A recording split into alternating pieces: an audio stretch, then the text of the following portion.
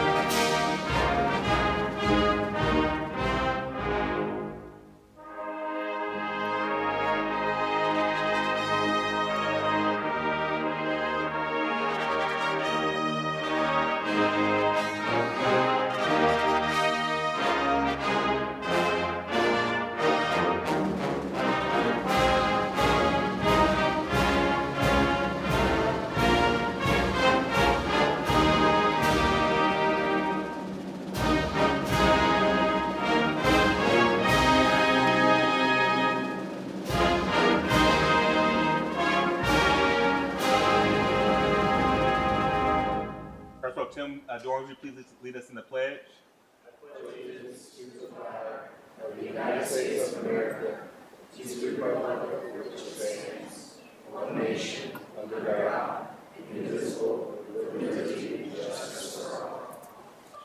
This evening, Council is grateful to have Reverend Dr. Judy Alston, the Associate Minister of Woodland Christian Church, to pray with us.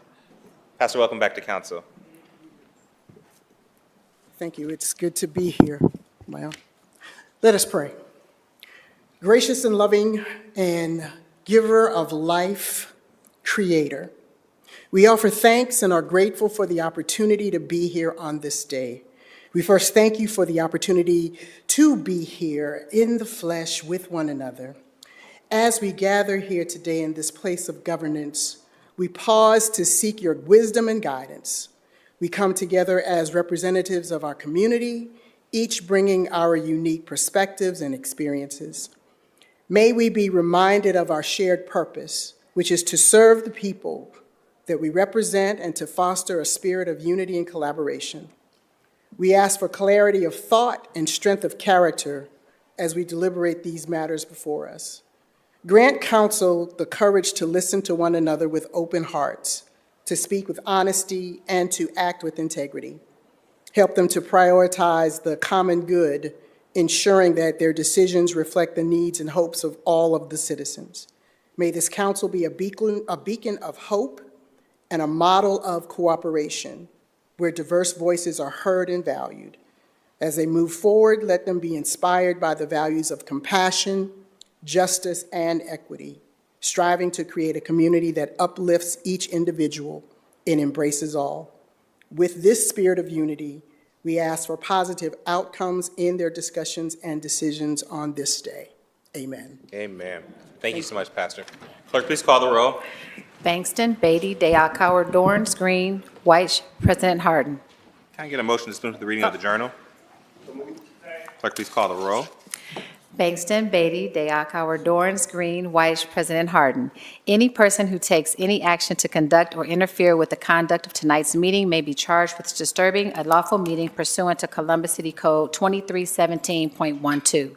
Any person who enters those areas of City Council chambers reserved for city officials or invited guests may be charged with criminal trespass pursuant to Columbus City Code 2311.21.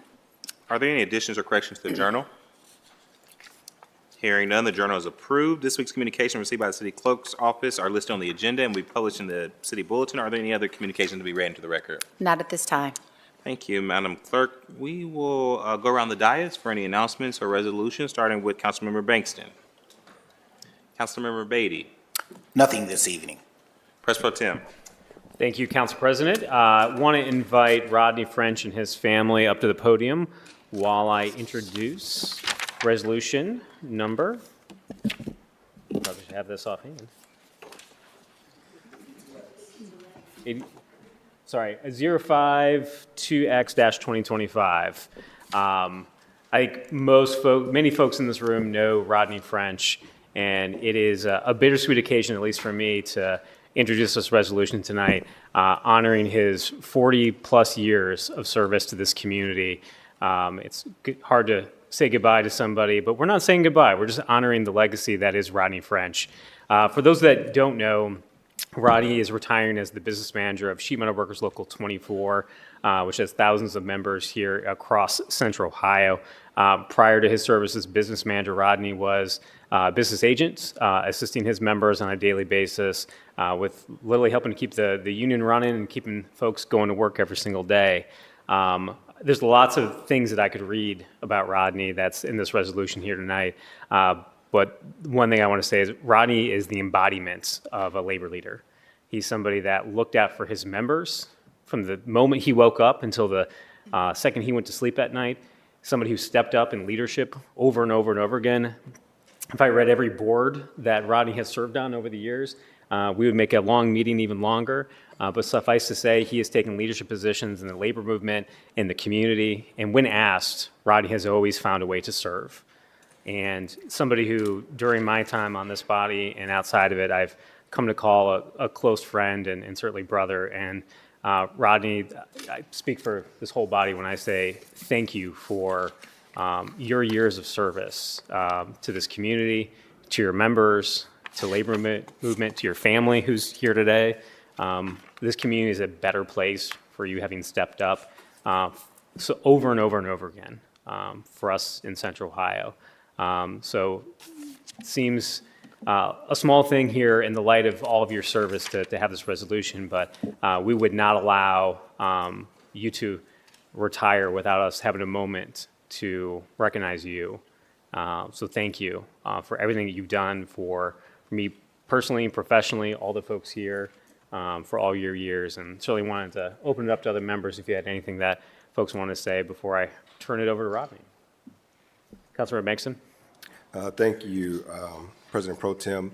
And now I get to embarrass you and brag about you a little bit and put you on Front Street here. But no, Rodney, just want to say congratulations and personally thank you.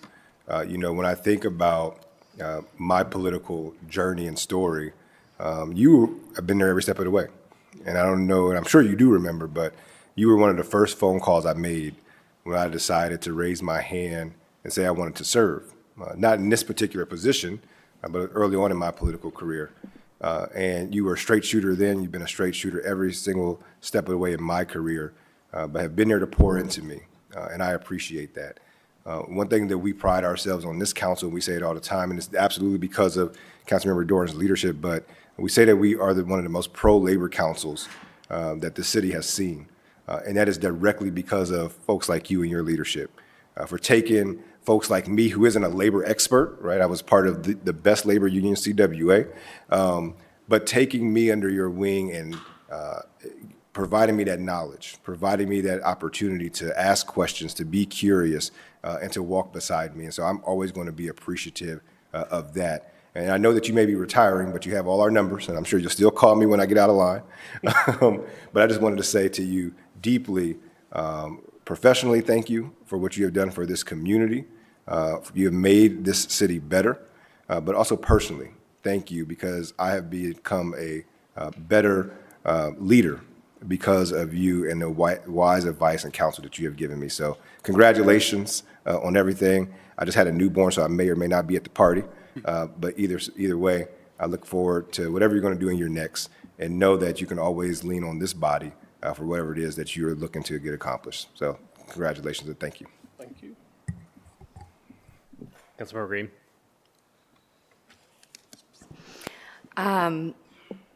It has been such a privilege to get to know you and your heart for service for this community. Kind of similar to Councilmember Bankston. You were one of the first people that I also got to know in this space. And, I think it's a real testament not just to the dedication that you bring to the work you've done in labor through the sheet metal workers, but I also think, for me as a social worker, standing up for working people in an industry that's often, underpaid and overworked, the way that you have supported me and have provided support to our shared mission to help uplift and empower people in our community. And, I just I really want to say thank you. I think sometimes it's easy to operate, in your silo based on what, the task at hand is. And you're always a person who is looking out to see what more can I do to support as many people as possible. And that means the absolute world. And so thank you to you for that. And thank you to the French family. And I know Gavin is also a CPH employee too. So you come by it honestly. And thank you for sharing him with us and the entire community. Thank you. Council President.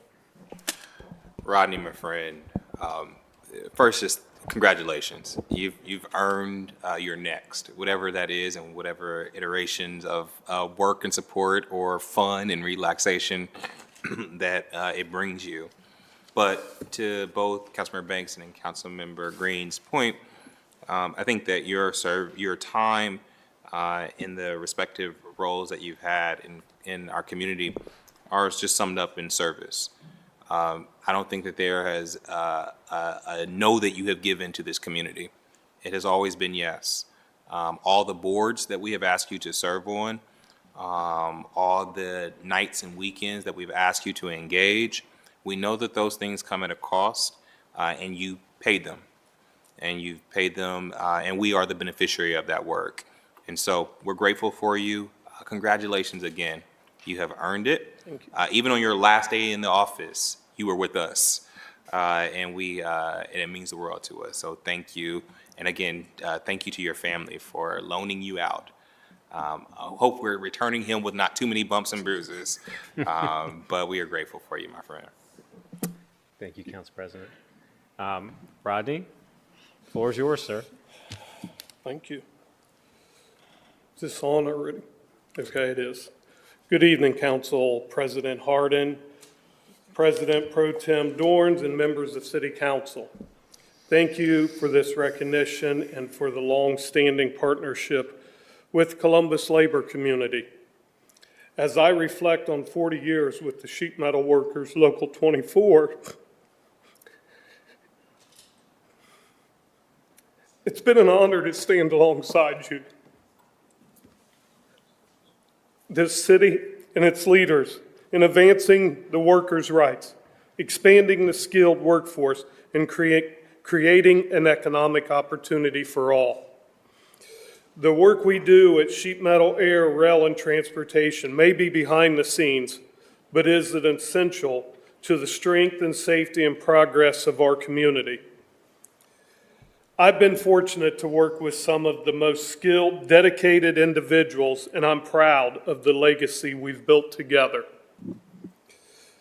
To this council, the administration, and the city of Columbus, thank you for championing the skilled trades and recognizing the value of labor in the community. While my today role may be ending, I will continue being a friend, partner, and work to move Columbus forward. My commitment to union labor and our community remains strong. I look forward to continuing supporting the trades workforce that keeps Columbus moving forward. Thank you all. Well, thank you, Rodney. And before I move for adoption of this resolution, is a rare thing to sit back at the end of the career and say thousands and thousands of families' lives are better because of someone. And I say that with full confidence. You are one of those people. So thanks to you and your family again for sharing this with you. But now I move for adoption on Resolution 0052X-2025. Clerk, please call the roll. Bangston, Beatty, Dayakauer, Dorance, Green, White, President Harden. Adopt it.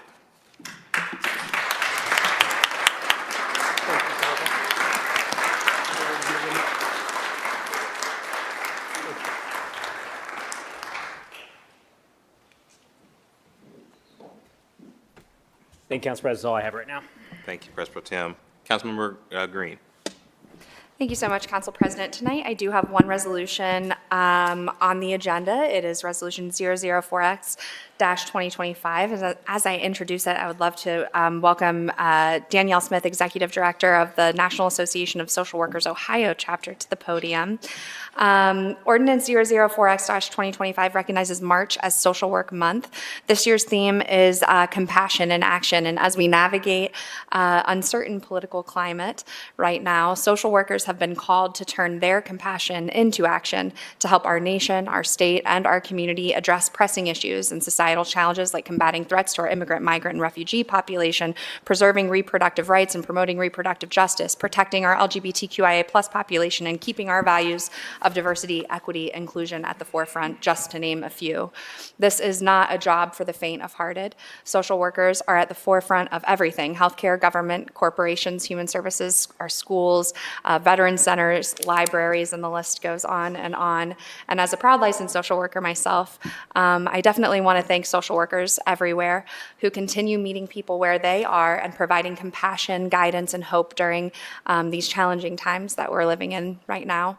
Social workers are an absolutely essential piece of our critical human infrastructure needed to better serve and sustain our community. And then I also just want to do a particular shout out to our Assistant Health Commissioner right now, Anita Clark, behind you, who is also a social worker as well.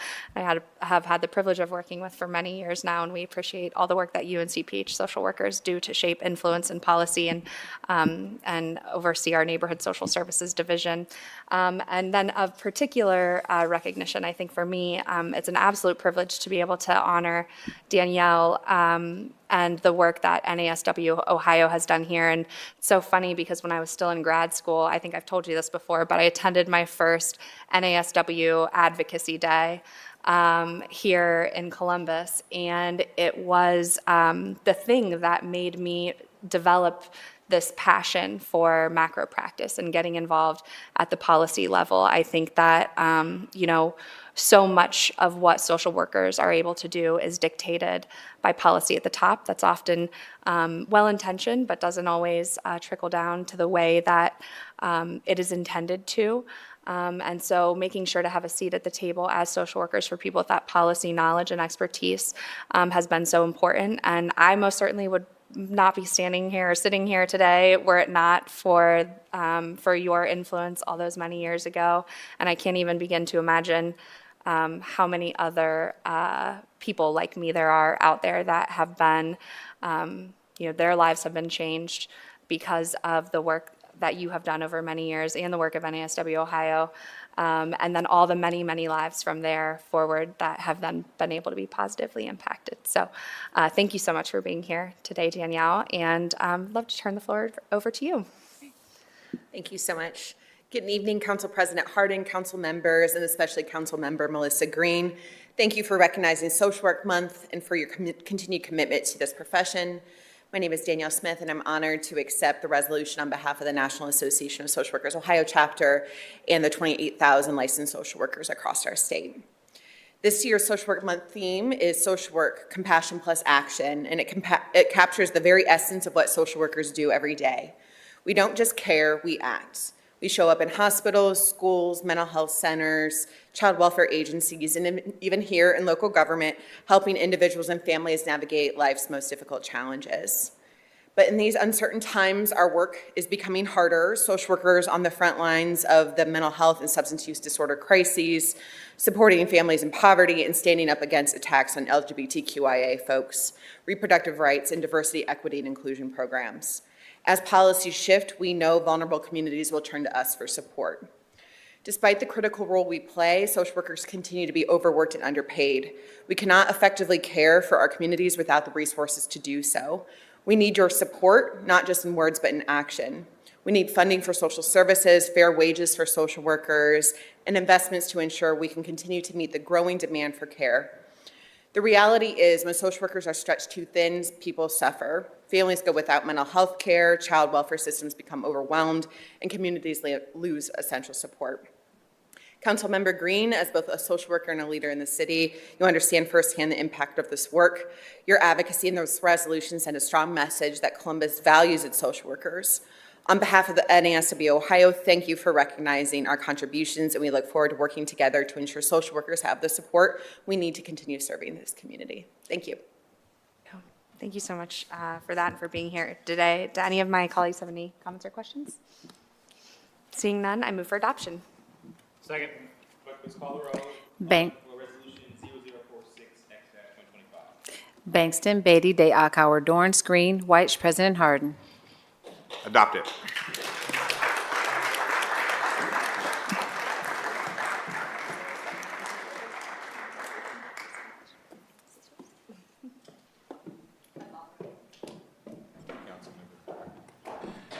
Councilmember White. Thank you, Council President. At this time, I'd like to invite all of our essential workers to the podium. So I know this is going to be a little clunky, so we're going to give them some time to walk up. And as our valuable community members come forward, Council President Pro Tem Dorans and I would like to introduce Resolution 0055X-2025 to celebrate and recognize the numerous contributions of essential workers. Come on in. This is your house. Be welcome. I know everyone's trying to avoid the podium. I get it. While there are a lot of individuals coming to the podium, this group is a small example of the essential workers that are behind the scenes, keeping all of our lives moving.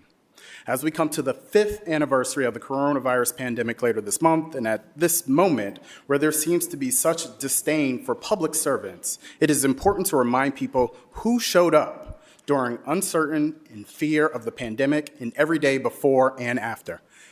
It's like a group photo. Y'all gonna have to bunch in together.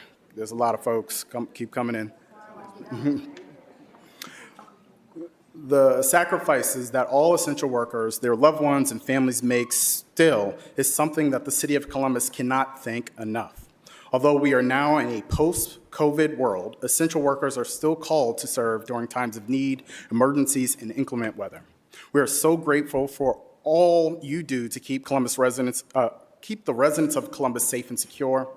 And I will say, starting March 15th, we will be celebrating essential workers all week, highlighting the work people do to keep Columbus moving each and every day.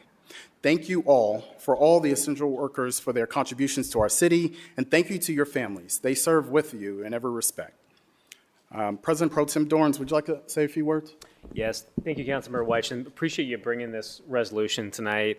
I remember all those years ago being out here and then getting a text message saying we need to talk tomorrow about some very difficult decisions that the city was going to have to make as we were starting to grapple with what the pandemic was going to mean for the city. And our employees here at the city stepped up. And it's no surprise that these folks did, but we kept this city running with many of you that are here and many of the folks that are not in this room. So many folks across our community looked after people to make sure that we actually served the folks that were most vulnerable at those times. But none of that could have happened without folks stepping up at a time that we needed them. And the term essential worker is something that we sort of look back on, but sort of created at that time. But workers like you all are essential every single day, whether or not a pandemic is happening or not. And it's just a reminder of the sacrifice that so many of our workers, not only in public service, but in private service, made to make sure that we kept this city running.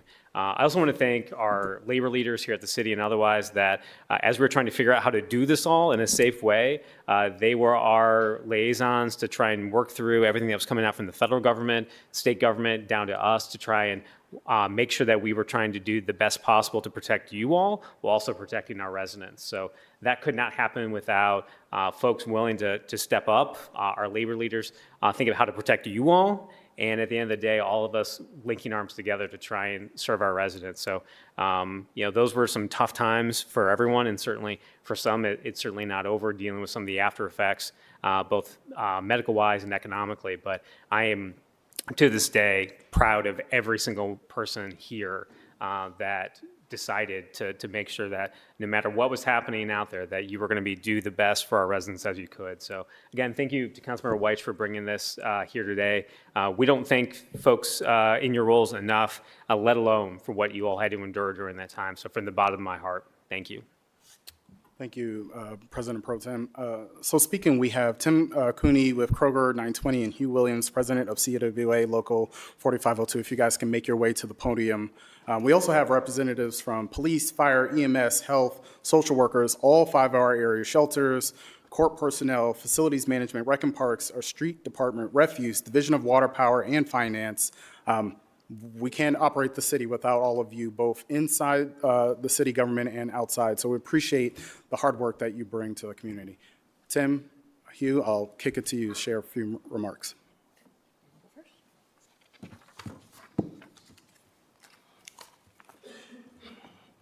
Good evening, President Hardin, President Pro Tem Dorans, esteemed members of City Council, fellow union members, and honored guests.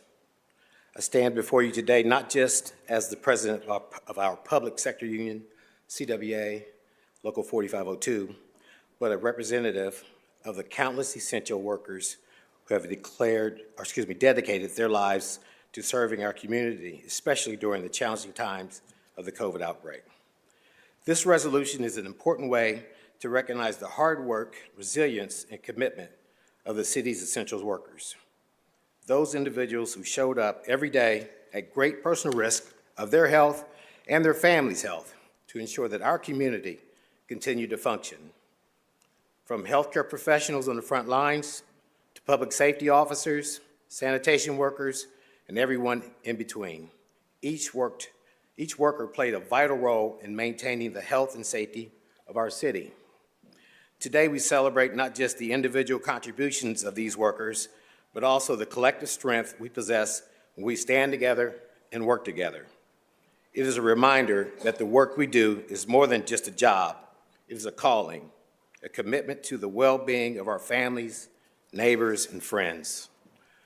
While we celebrate this recognition, let us also reaffirm our shared commitment to advocacy for the rights, safety, and well-being of all workers.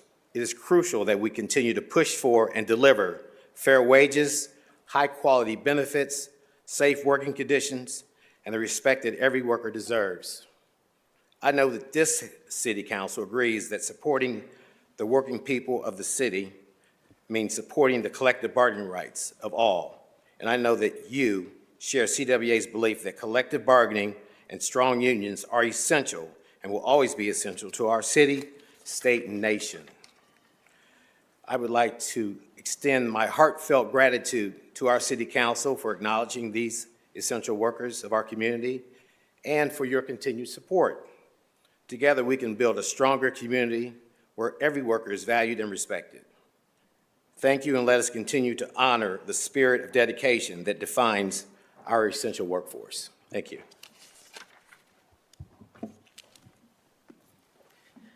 Before I get into it, I want to thank each and every one of you for maintaining and overseeing the entirety of the city of Columbus. All right, so as a union worker working for the UFCW Local 1059, Kroger 920, right off of Schrock Road, Head Seafood. Nice to meet you all. So, what was it like? It was pretty catastrophic. The amount of people, the amount of faces that showed fear, confusion, and absolute despair kind of broke my heart as an essential worker, knowing that I was risking not only my well-being, but my family's well-being and everyone else's well-being. It was so bad that we didn't have any meat in the service counter. And some of you have gone to Kroger's and stuff and seen literally nothing on the service counters because everybody was buying everything. So what did I do? I decided I was going to draw a picture of a cow on a skateboard. And I decided it was going to say, sorry, all of our beef went out to go skateboarding. The manager decided to take a picture because he thought it was absolutely hilarious. Now, how does this tie in?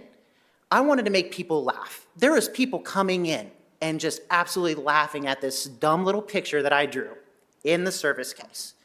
Because even in times of despair, in times in which, things can get very scary, I wanted to make people laugh and remind us that there are still people out there that still care about what we each of us felt. And I wanted to make sure that they left with a laugh. And it was just something that kind of brought a tear to my eye, knowing that people actually still cared. And it was an honor to know that people cared and that I was making a difference in their lives. So I want to thank not just the unions, but to everyone behind me and to everybody who's watching, to everyone who has literally risked themselves to go out and do the one thing that could have put themselves at risk. And to hopefully reach out to the bigger corporations out there and say that we are the reason that they exist in the first place and that they should treat us better because we deserve it, because we care about our communities just as much as everyone else and you. Thank you very much. Thank you both for your remarks. I think we can all agree that all essential workers in all industries sacrifice for the greater good of our communities, and they deserve a round of applause.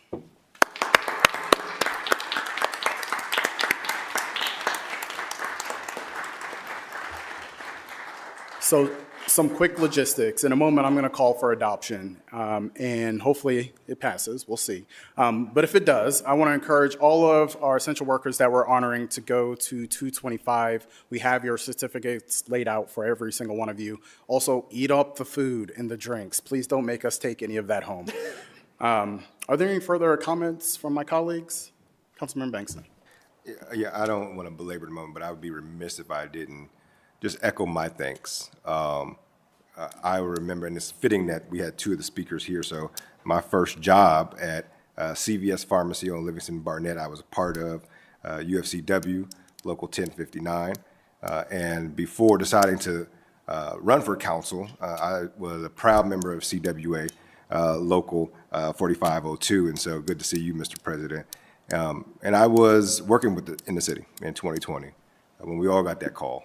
When we all had to shift literally how we did business. But the unique thing about us is that the city had to continue to operate. Still had to pick up trash, still had to answer EMS calls, still had to ensure that our residents had the basic city services that they need. And so I want the folks that are here, the folks that are watching to see that this is the city of Columbus. The faces that you see up here, we, yes, may be elected, but it's you all that are the city of Columbus. You all who power this community. You all who stand in the gap, regardless of political affiliation, regardless of what the administration is, regardless of who sits in these seats. You all are the best of us. And when we say us in Columbus, it is you. And so I want to thank you from the bottom of my heart. Because of you, this community is better.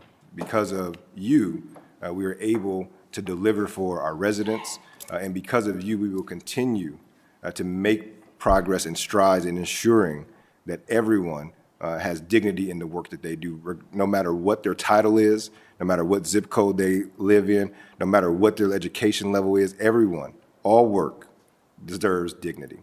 And so I want to thank you all for standing in the gap, for standing up, for using your voices when we agree and when we don't agree, but making sure that you hold us accountable. So thank you all, because you truly are the city of Columbus. And I want to thank you from the bottom of my heart and know that this council will continue to work with you to strengthen our union, but more importantly, to strengthen our community. So thank you and Godspeed. And congratulations. Thank you all. Appreciate you being here. I also want to acknowledge FOP President Brian Stale, who's also here, and Steve Stein, President IAFF Local 67. Thank you both for being here, and all the union members who really help our city move forward. And with that, I move for adoption. Clerk, please call the roll. Bangston, Beatty, Dayakauer, Dorns, Green, White, President Harden. Adopted.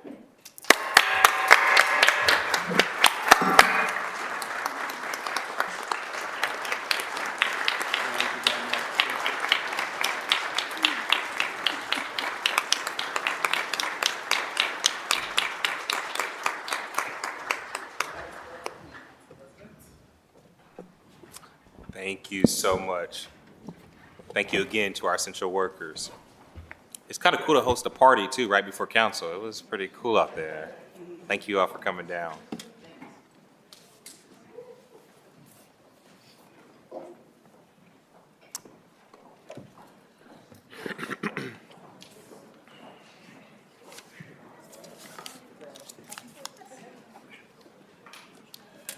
And as our guests are filing out, I'm going to ask our superintendent and our school board president to come forward as I introduce Resolution 0049X-2025.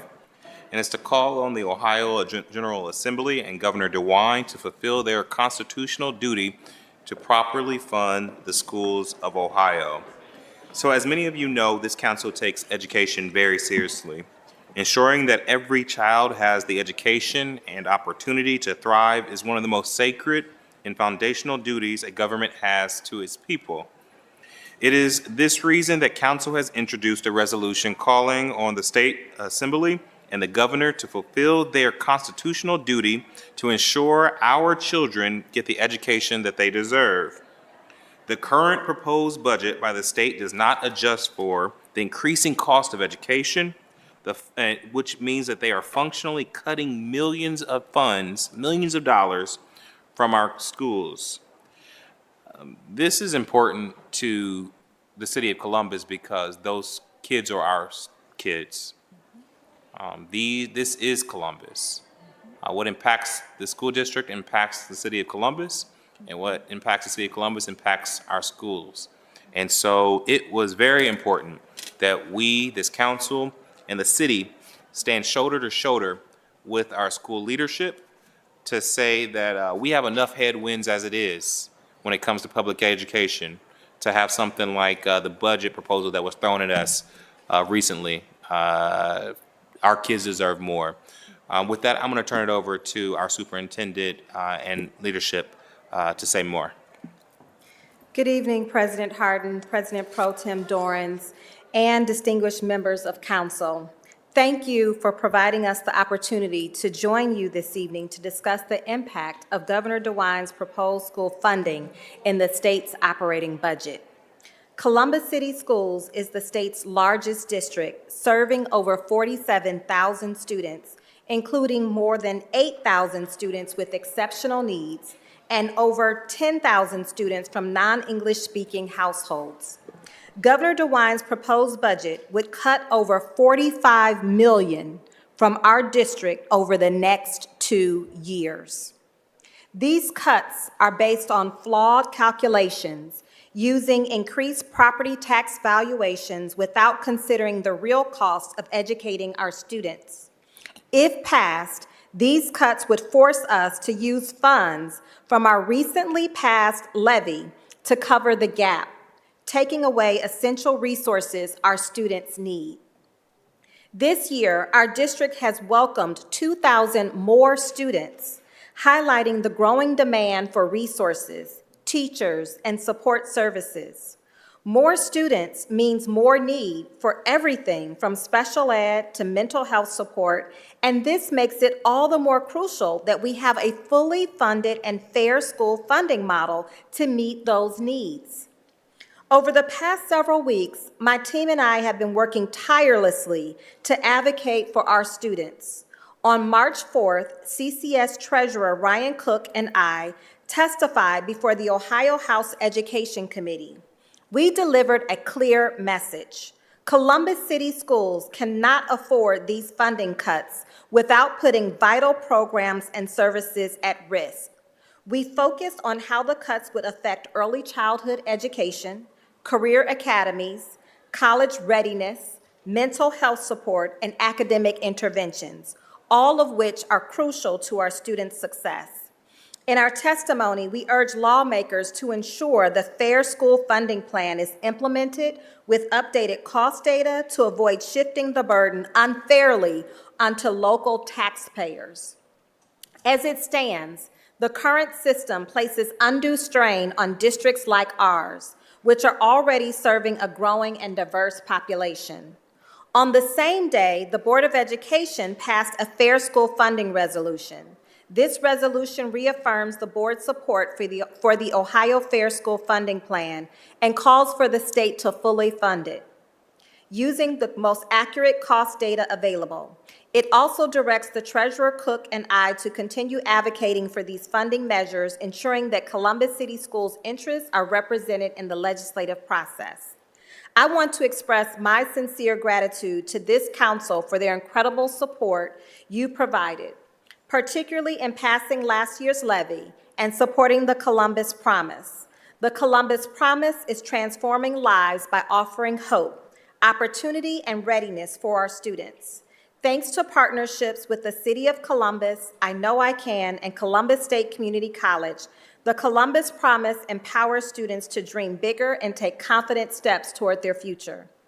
We've seen success with a 40% increase in FAFSA completions and a rise in college enrollment, but there's still so much more to do. We must continue collaborating with families to ensure students are ready for higher ed, particularly in areas like math and English. It takes all of us, educators, families, and community partners, to build a pipeline of future leaders. The Columbus Promise represents a commitment to our students and community, showing that we are invested in their future. But we need the same level of commitment from the state government. Our children deserve the resources and opportunities to succeed. I respect our governor and state lawmakers, and I am hopeful that they will act in the best interest of our students by ensuring fair and adequate funding for our schools.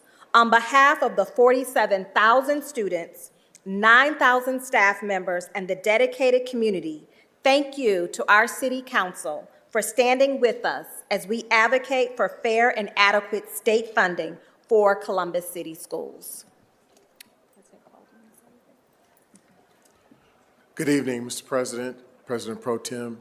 Thank you so much for this opportunity to publicly demonstrate the collaborative support of each other. I guess I'm too short. I need to talk in the mic. Again, I want to submit my deepest thanks and gratitude for this opportunity to demonstrate how we are Columbus, how we all come together with the shared responsibility of building the promise of prosperity for everybody in this city, and starting with our youngest people, our central core community, who are going to be the ones who sustain this beyond you. I want to thank you so deeply. We've got continued work to do. I encourage you all to make calls to our state legislators. I encourage you all to stand with us as we ask for fair proportionality. Fair proportionality. There's no excuse to shift the burden of 90%, that's 10 cents of every dollar, on the community, the residents of this city, based on their property tax, under a model, might I add, that is unconstitutional. The time is at hand. The time is at hand, and today is establishing a solid precedent of collaborative support. My deepest gratitude. Thank you all. Thank you to both of you for your leadership. This council, the city, will continue to stand with the district and our students and our families. And we will stand side by side as we continue to advocate to the State House. Are there any questions or comments from my colleagues? President Pro Tem. Thank you, Council President. Board President Cole, thank you for reminding folks that this funding system has been declared unconstitutional repeatedly, going back decades. Decades.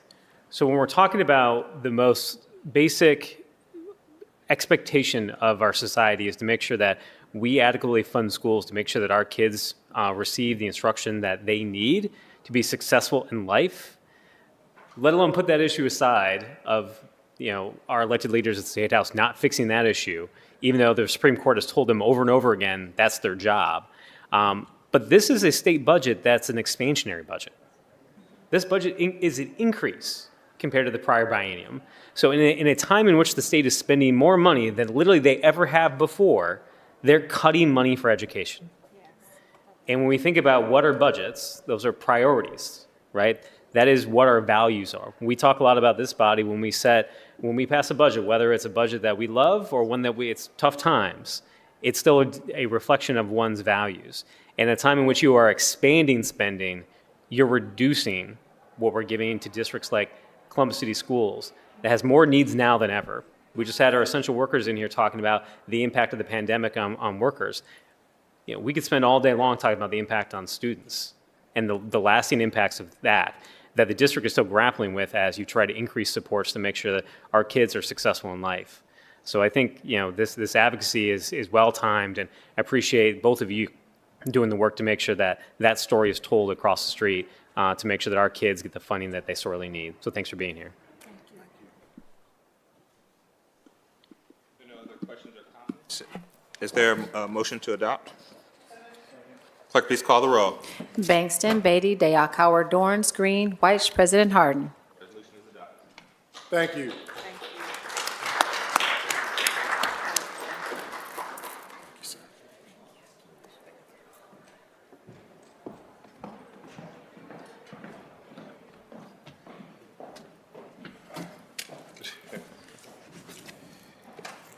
All right. Are there any comments by our elected officials, city attorney's office, auditor, treasurer's office? Seeing none, are there any requests by members of council for the removal of an ordinance or resolution from the consent portion of the agenda? Hearing none, may we now have a motion to waive the reading of titles of third-reading legislation by the clerk? Clerk, please call the roll. Bangston, Beatty, Dayakauer, Dorns, Green, White, President Harden. Thank you. Will the clerk now read into the record ordinance numbers of third-reading legislation on tonight's agenda for first reading? In Finance and Governance, we have ordinances 450 and 498-2025. Economic Development and Small and Minority Business, ordinances 583 and 625-2025.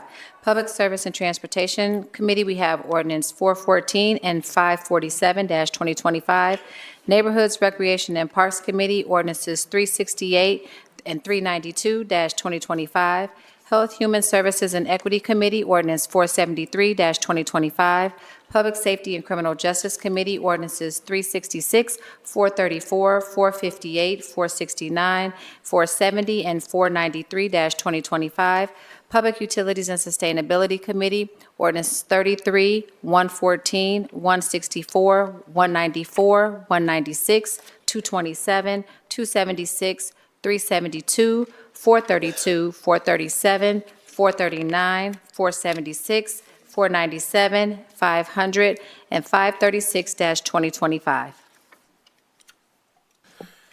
Thank you, Madam Clerk. We have one speaker on the first reading portion of the agenda. Mr. Charles Roble is here speaking on ordinance number 0498-25. Mr. Roble, welcome back to council. You have 3 minutes.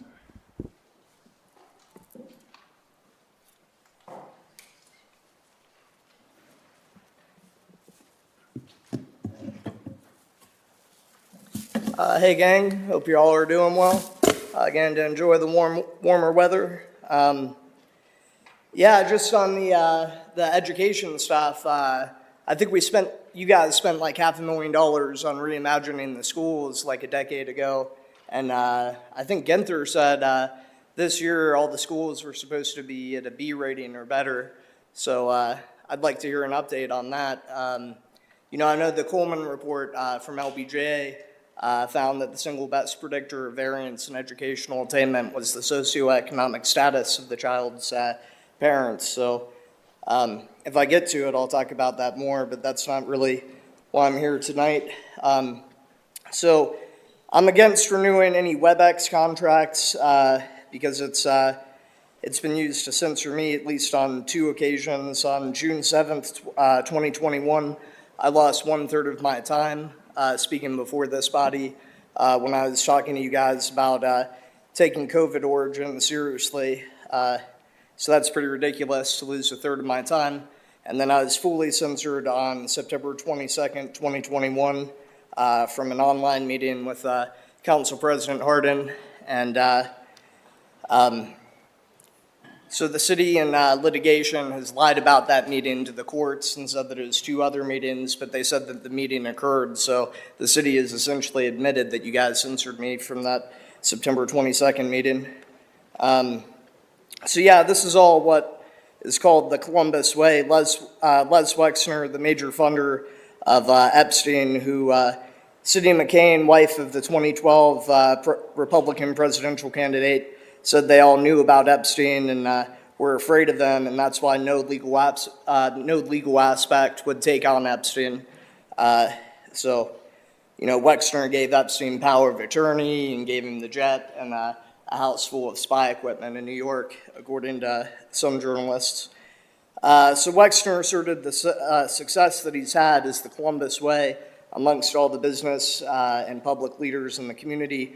Alex Fisher constructs what it means to be a citizen of the Columbus. His Columbus way is a movement leveraging CEOs, the mayor, and university presidents that roped in college students and sports teams. So another great example of the city's use of the Columbus way and its war on democracy is lying about the ability to vote on changing the name of the city. I have like 20 seconds, so I won't be able to get into that here, but I'll send you guys an email about that tonight. I hope you guys make sure that the city attorney's office clarifies the role of the area commissions under 3109, because they seem to not at all understand their power as well as their relationship with other governmental entities such as the Ohio Attorney General's office. So thanks for your time. Enjoy the warm weather. Have a good day. Thanks. Thanks for your service, President Sue. Thanks for having a lot of me. The following ordinance appear on our agenda as consent action. Will the clerk now read those into the record? In Finance and Governance Committee, we have ordinances 226, 275, 315, 371, 428, 499, 516, 529, and 593-2025. Economic Development and Small and Minority Business Committee, ordinance 452, 494, 585, 619, and 657-2025. Public Service and Transportation Committee, we have ordinances 3554-2024, 398, 424, 447, 477, and 582-2025. Neighborhoods, Recreation, and Parks Committee, we have ordinances 389, 393, 425, 463-2025. Workforce Education and Labor Committee, ordinances 387 and 572-2025. Health, Human Services, and Equity Committee, ordinance 454, 483, and 541-2025.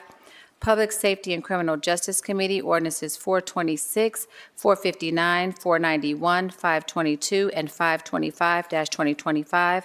Public Utilities and Sustainability Committee, Resolution 19X-2025, ordinances 153, 270, 278, 279, 281, 283, 298, 313, 316, 333, 401, 411, 479, 501, and 514-2025. Housing, Homelessness, and Building Committee, ordinances 364, 400, 419, and 518-2025. Appointments from the mayor, we have A 37, 38, 39, 40, 41, 42, 44, 45, 46, 47, 48, 49, 50, 51, and 52-2025. And we have resolutions of expression 48X, 50X, 51X, 53X, 54X-2025. Thank you, Madam Clerk. Are there any questions or comments on the consent portion of the agenda? Hearing none, may I have a motion for approval of these items that need as consent? Clerk, please call the roll by voice. Bangston. Beatty.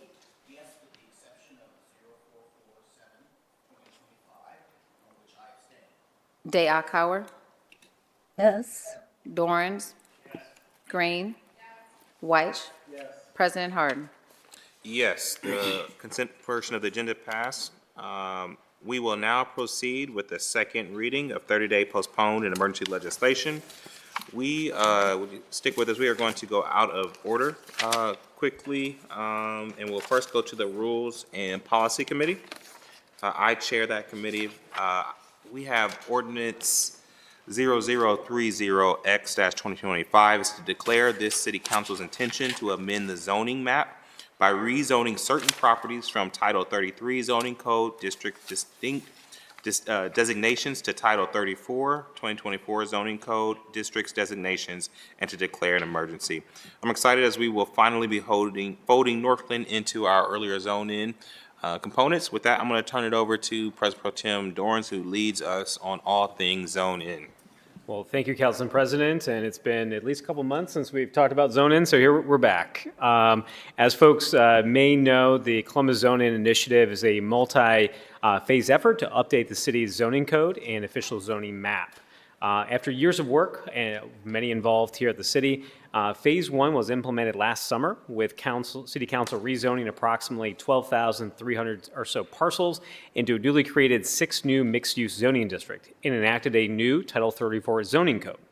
After having worked with the Title 34 zoning code over 6 months, it's been determined that an update to Phase 1 consisting of map amendments and minor revisions of the code would be beneficial.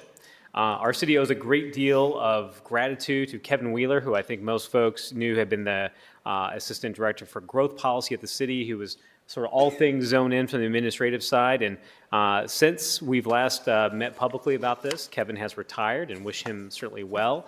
But that means we have new people stepping up as we move into future updates and phases of Zone In.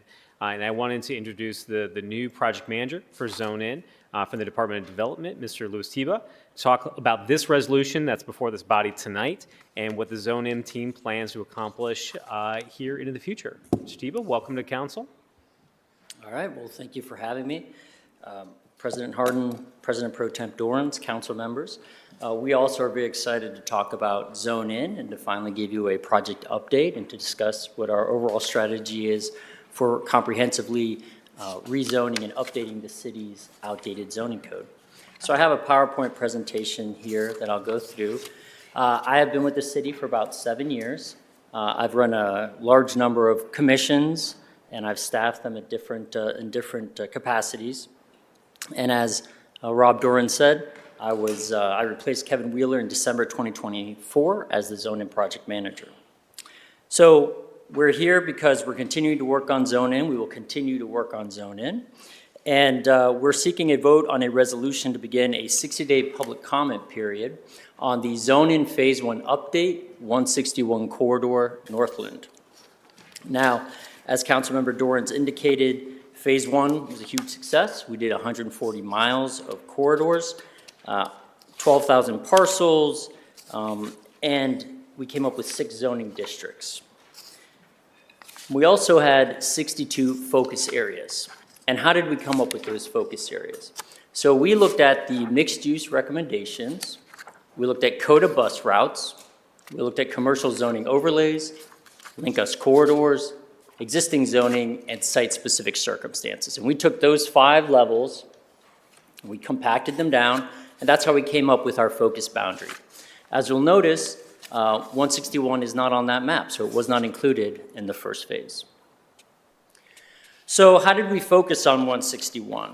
Well, we were reached out to, and during our 60-day public comment period, one of the prime feedback topics that we received was 161. We had members of the public and council input asking us why 161 wasn't included and could it be included. And then we also had Northland residents and community group advocacy also asking us if we could look at including 161 in the corridor. So we did further analysis by our project team, and we engaged on a listening and briefing tour. And you can see there we have a picture of us visiting the Northland Community Council. And we met with the Northland Community Council starting in November. We went to all of their meetings through last week.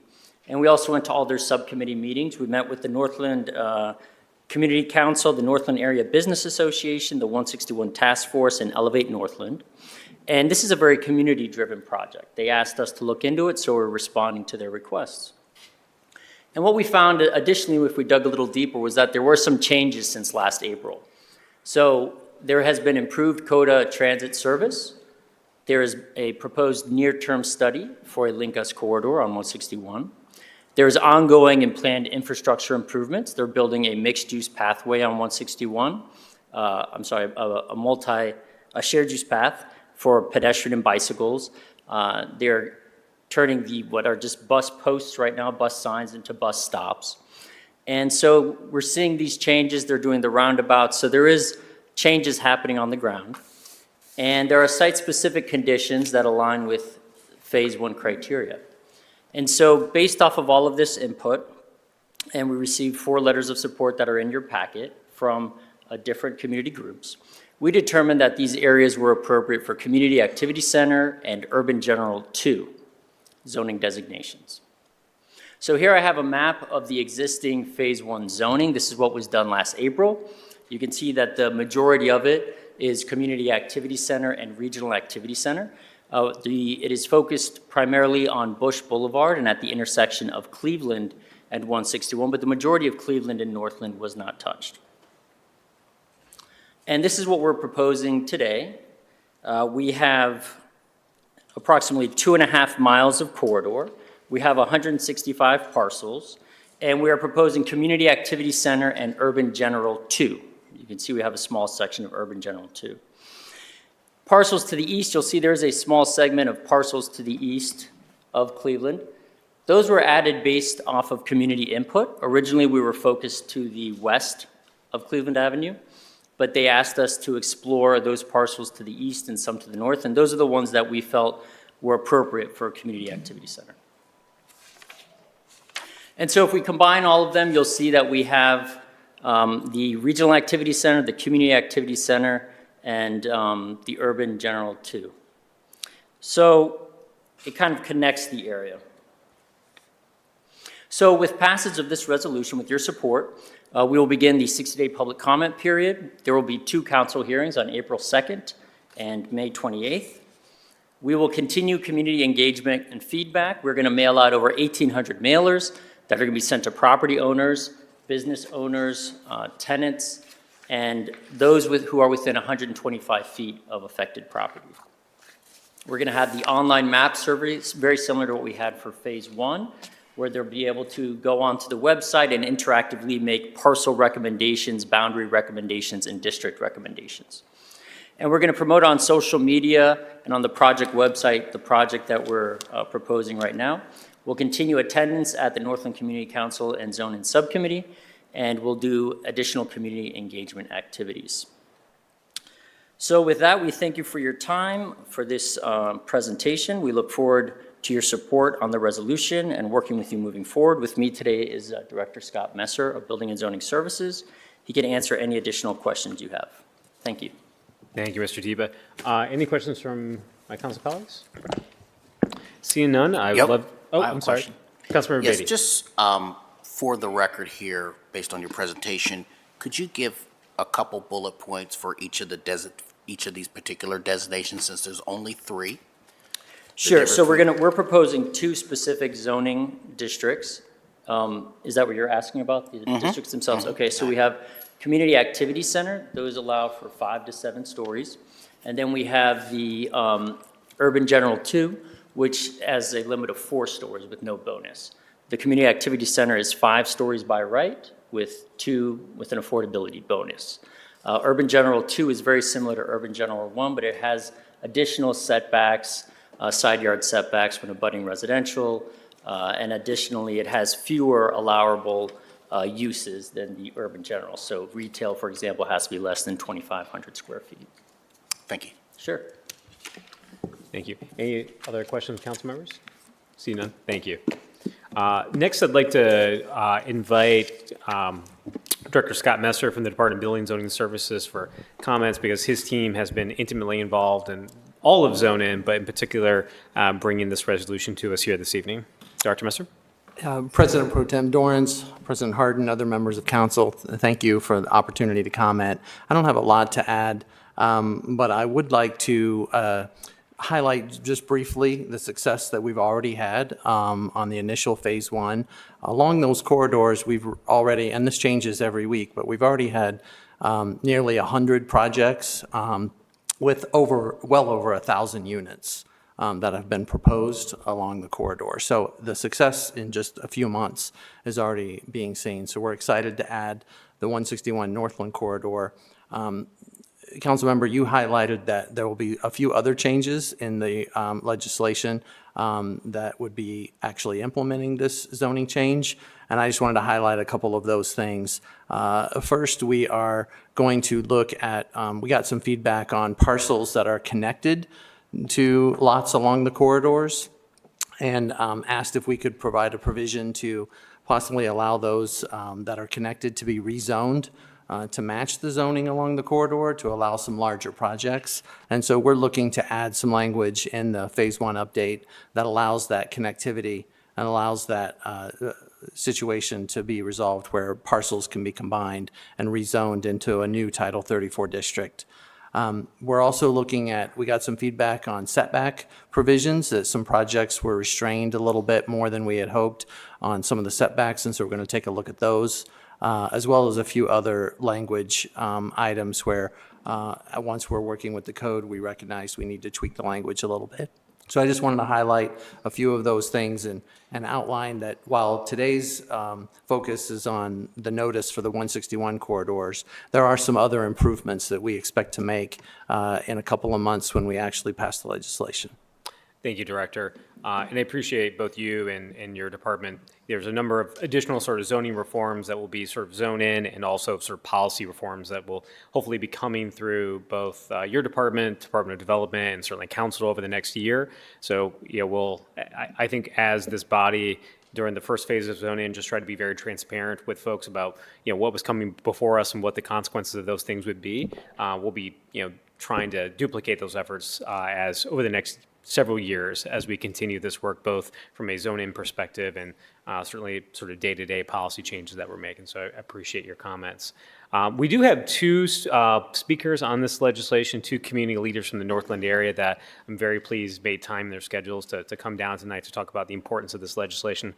So I wanted to invite Vice Chair of the Northland Community Council, Pat Hamill, to come up, and also President of the Northland Business Association, Alice Fuller, to come up as well. Thank you both for making time to be down here tonight.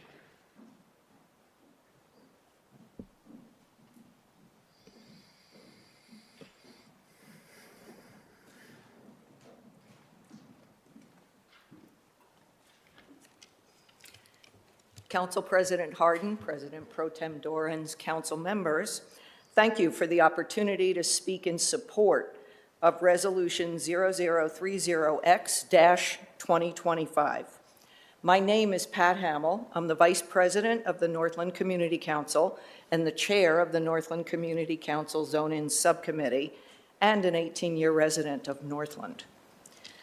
This change to the zoning code will enable walkable, mixed-use development along the East 161 corridor. It will establish design standards that are critical for the successful redevelopment of the area as 161 road improvements and CODA bus routes are implemented in the coming years.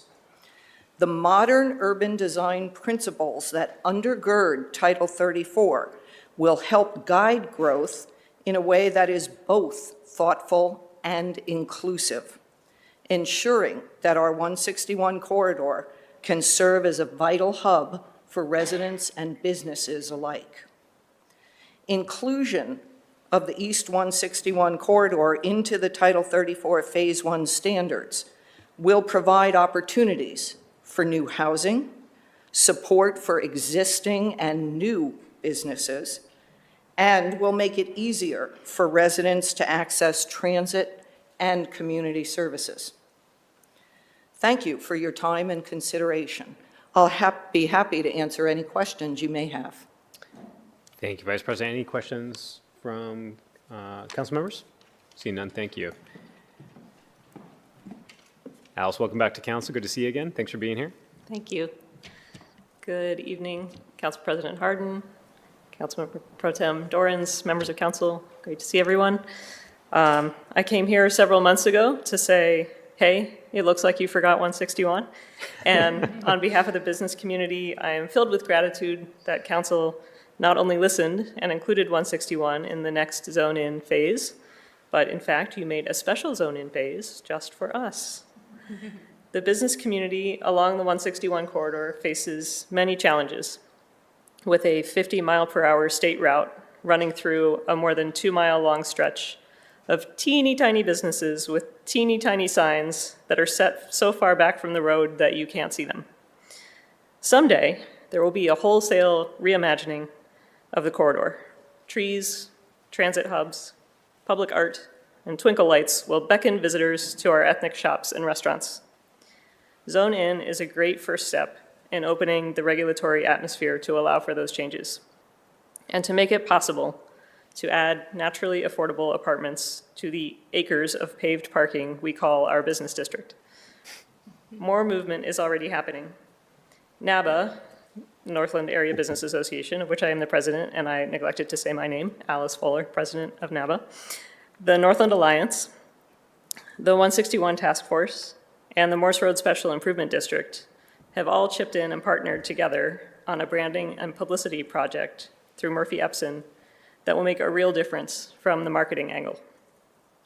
Yarmir Steiner and CODA and I are coming at the large-scale challenges from a regional urban planning angle.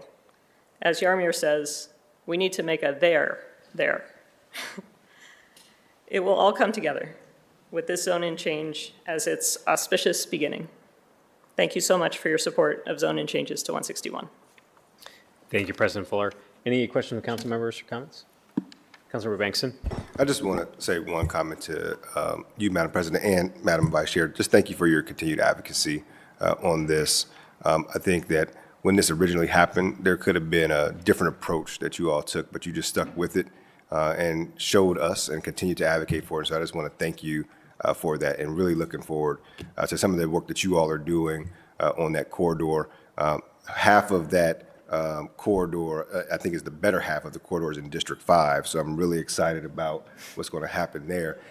The other half is in somebody else's district. I don't know, but we'll argue about that later. But no, I just wanted to say congratulations, but thank you earnestly for all of your advocacy that you all did, both it here, but also the work behind the scenes as well.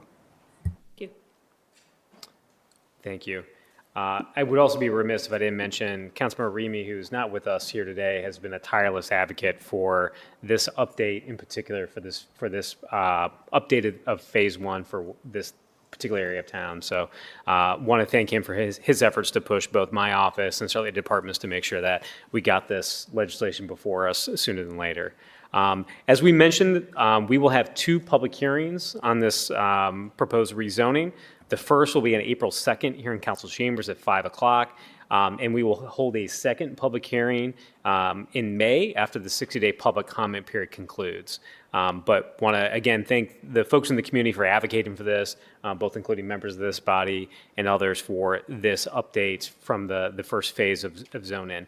As Director Messer talked about, there's going to be more zoning reform action happening over the next year and into the future. But this is one that we wanted to get moving here this evening. So unless there's any other comments or questions from my colleagues, I move for adoption.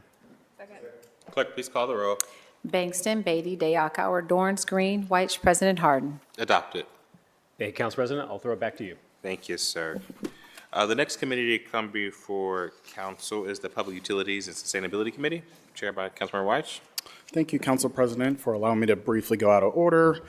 Tonight I have Ordinance 0586-2025 to authorize the City of Columbus Finance and Management Director to enter into an amended, restated Government Aggregation Master Retail Electric Supply Agreement and to declare an emergency.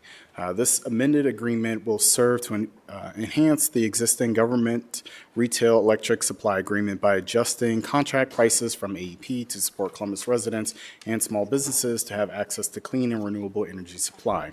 An emergency is declared to allow projects to be secured as quickly as possible and adjust for market price changes due to factors such as inflation, supply chain disruption, and legal delays. This will facilitate meeting our climate action plan goals and decreasing energy costs for residents and local businesses. Tonight, we do have an invited speaker. We have Chris Tavner, General Counsel with the Ohio Environmental Council, to speak on Ordinance 0586-2025. Chris, well, come on up.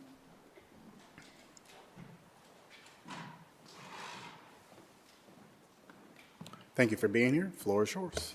Thank you.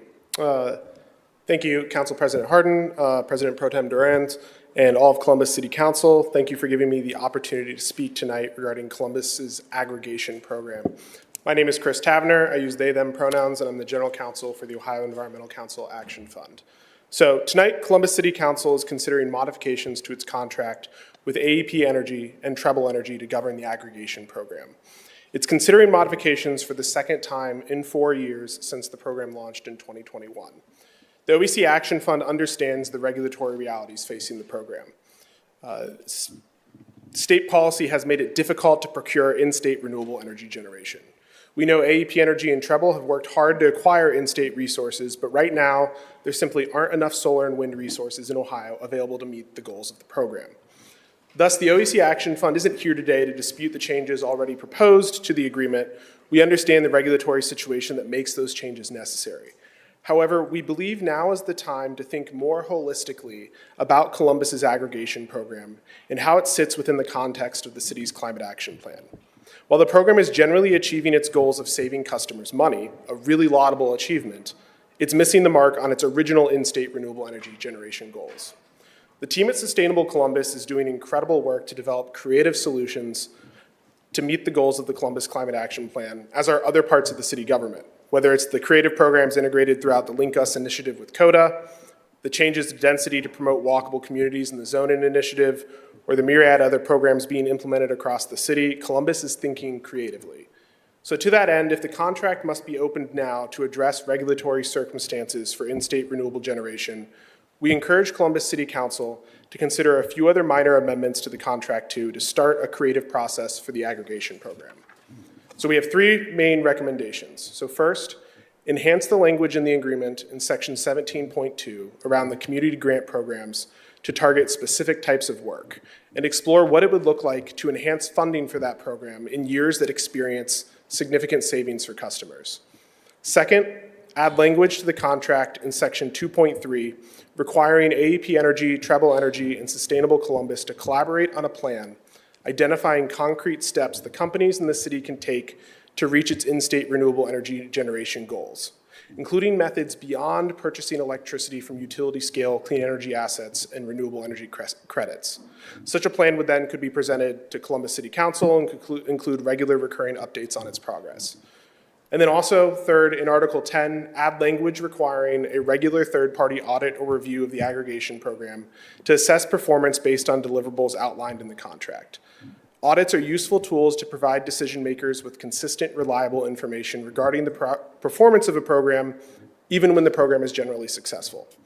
So we believe these changes open the door for creative discussions moving forward about how the aggregation program can meet both its goals and the greater goals of the Columbus Climate Action Plan. Thank you for your time today, and I'm happy to answer any questions you may have. Chris, thank you for being here. We always appreciate the support of OEC and obviously your advocacy. Let me stop and see if there are any questions or comments from my colleagues. You're right. The regulatory environment has shifted substantially since the original passage of this aggregation agreement. It speaks volume to what is happening at the State House, where we claim to want to be a country and state that produces our own energy, yet for some reason they want to stand in the way of progress here in Columbus. This aggregation agreement is one of the most innovative in the country. And because of that, and because of the issues with our friends at the State House, it requires us to relook at how we move this going forward. So with that being said, and given your feedback and conversations that are happening with the department, I move to refer Ordinance 0586-2025 back to committee. Clerk, please call the roll. Bangston, Beatty, Day, Akauer, Dorans, Green, White, President Harden. Refer back to committee. Thank you. Thank you. Thank you, Council President. I'll turn it back over to you. Thank you, Chair. Now we will try to jump back into regular order. So I hope I'm not putting you on the spot. Mr. Chair, you ready? Next committee to come before council is the Finance and Governance Committee, chaired by Councilman Bangston. Councilmember, the floor is yours. I was only on one meeting, I got it. First up tonight, we have ordinance 0307-2025 to authorize the Director of the Department of Technology to enter into contract with Vertiv Corporation for heating, ventilation, and air conditioning and uninterrupted power supply, maintenance, and repair services, to authorize the waiver of competitive bidding provisions of Columbus City codes, and to authorize the expenditure of $243,844.01. As mentioned in the title of this ordinance, authorizes DOT to enter into a contract with Vertiv Corporation for HVAC and uninterrupted power supply related services for Data Center West. For efficiencies, the Department of Technology has selected one comprehensive vendor with the expertise to manage all equipment under one contract. In previous years, there were 5 separate vendors or contractors performing routine maintenance and support services, which was not cost-effective or efficient, as many systems are interconnected. As a result, this ordinance requests a waiver of competitive bidding. Are there any questions or comments from my colleagues? Seeing none, I move for passage. Clerk, please call the roll. Bangston, Beatty, Day, Akauer, Dorance Green, White, President Harden. Next, we have ordinance 0436-2025 to authorize the city auditor to enter into agreement with On Actuate Consulting US Inc. For 1 year with 4 annual renewal options, subject to council approval and appropriation for supplemental professional support, consulting, and technical services for D365, Azure Point of Sale, and Power Platform, to authorize the expenditure of $675,000 from the Department of Technology Operating Fund, to authorize the expenditure of $450,000 from the Auditor's Bond Fund, and to authorize the total expenditure of $1,125,000. This ordinance authorizes a contract with On Actuate Consulting US Inc. for supporting the maintenance services related to the city's financial systems, Dynamics 365 Finance.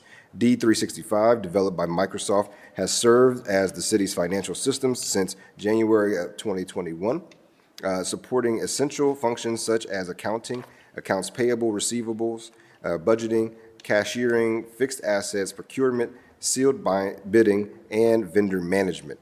It also serves as the primary data source for the city's annual comprehensive financial report and debt insurance reports. Keeping this system fully operational, current, updated, and adaptable to evolving needs is critical to the city's operations. The firm will act as the city's designated Microsoft partner, filling support cases and assisting city staff with Dynamics updates, fixes, and fixture applications. They will also provide consulting and technical expertise for the auditor's cloud environment in Azure, point of sale extensions, and Power Platform development with authorized access to the city's environments, DevOps, and Visual Studio subscriptions.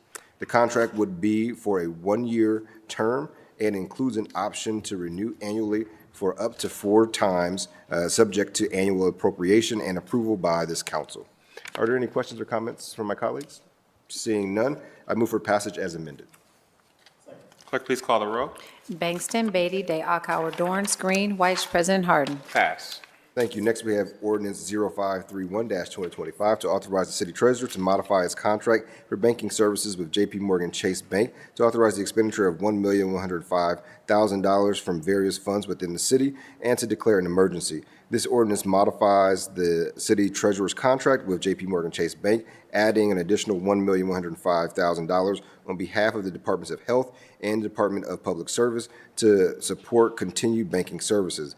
This ordinance is submitted as an emergency to ensure that the city merchants have sufficient funds to pay for banking services they are receiving. The contract with J.P. Morgan Chase is for 10 years, September 2023 through August 2033, and is subject to annual appropriations and contract modifications approved by Columbus City Council. The contract was awarded through a competitive RFP process initiated in December 2022 by the City Treasurer's Office, with participation from the Department of Finance and Management and the Auditor's Office, supporting the city's goal of modernizing our financial operations. Seeing no questions or comments from my colleagues, I move for passage. Clerk, please call the roll. Bangston, Beatty, Day, Akauer, Dorance Green, White, President Harden. Passed. Next, we have ordinance 0584-2025 to authorize the Director of Department of Finance and Management to negotiate and enter into contract for energy supply, to waive the competitive bidding provisions of the Columbus City Codes, to authorize the expenditure of $1 from the general fund, and to declare an emergency. This ordinance authorizes the Department of Finance and Management to negotiate with multiple certified energy suppliers in the state of Ohio for deregulated electric supply for all city-owned facilities on the AEP Ohio distribution system. The current electric supply contract expires in April 2025, and the authority of the finance director to negotiate such contracts shall extend only to the next contract period. Further negotiating authority for any future contracts beyond that granted to this ordinance will require additional authorization from this council. Due to the fluid nature of electricity costs, it is in the city's best interest to routinely shop for more cost-effective energy prices. The city has established a universal term contract with New River Group LLC, doing business as Scioto Energy Company, for services related to assisting with the procurement of electrical energy supply prices and costs. This ordinance authorizes the engagement with Scioto Energy via the universal term contract to assist with the procurement and negotiation of electrical energy prices that are more beneficial and cost effective than existing rates being paid by the city.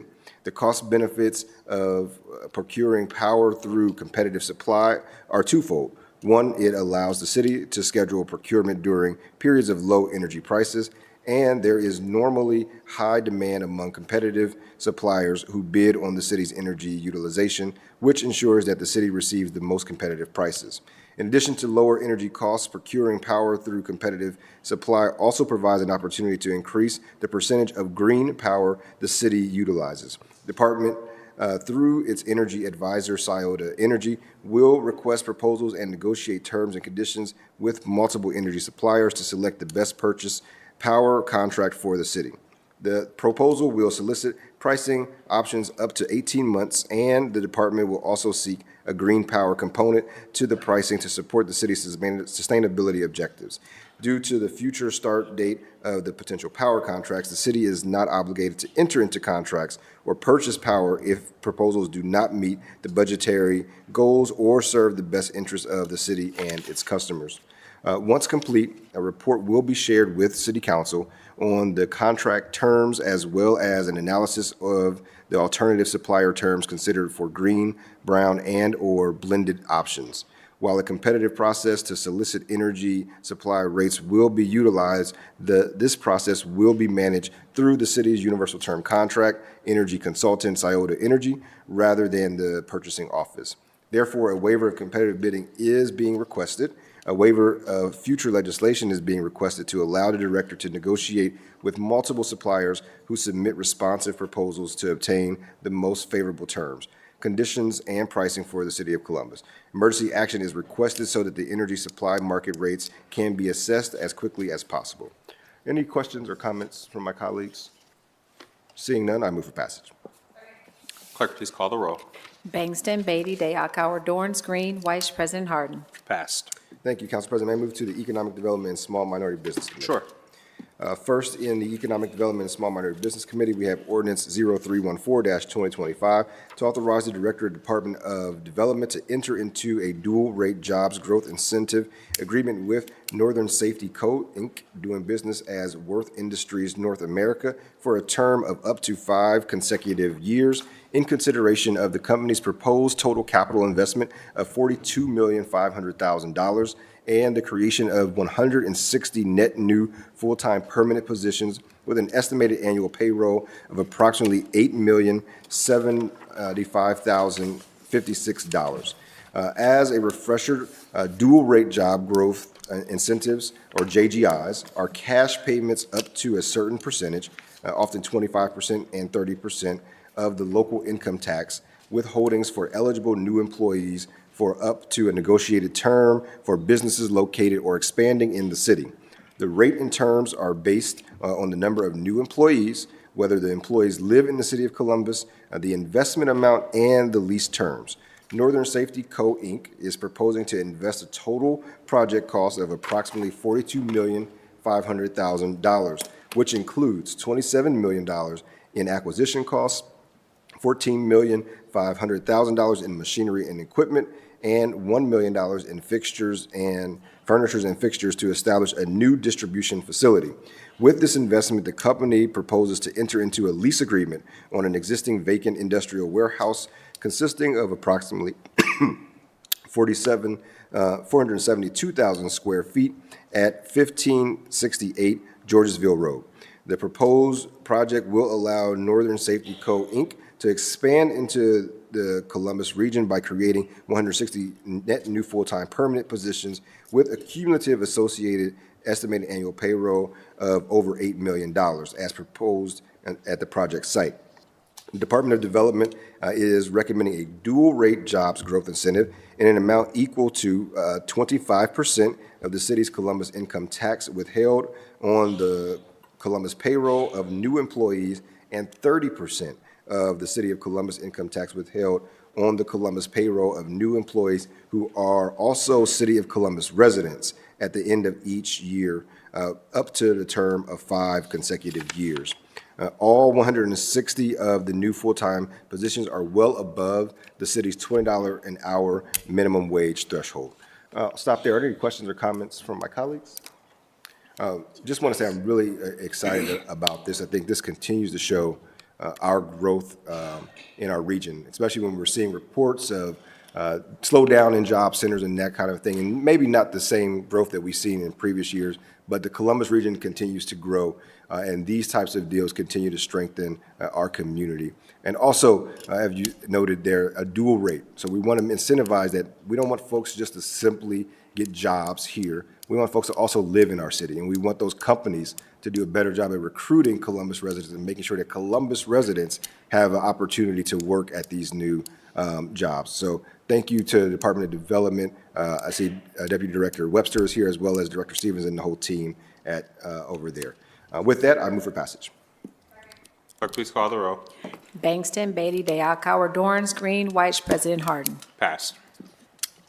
Next, we have ordinance 0338-2025 to authorize the Director of the Department of Development to enter into an enterprise zone agreement with XPO LTL Properties LLC and XPO Logistics Freight, Inc.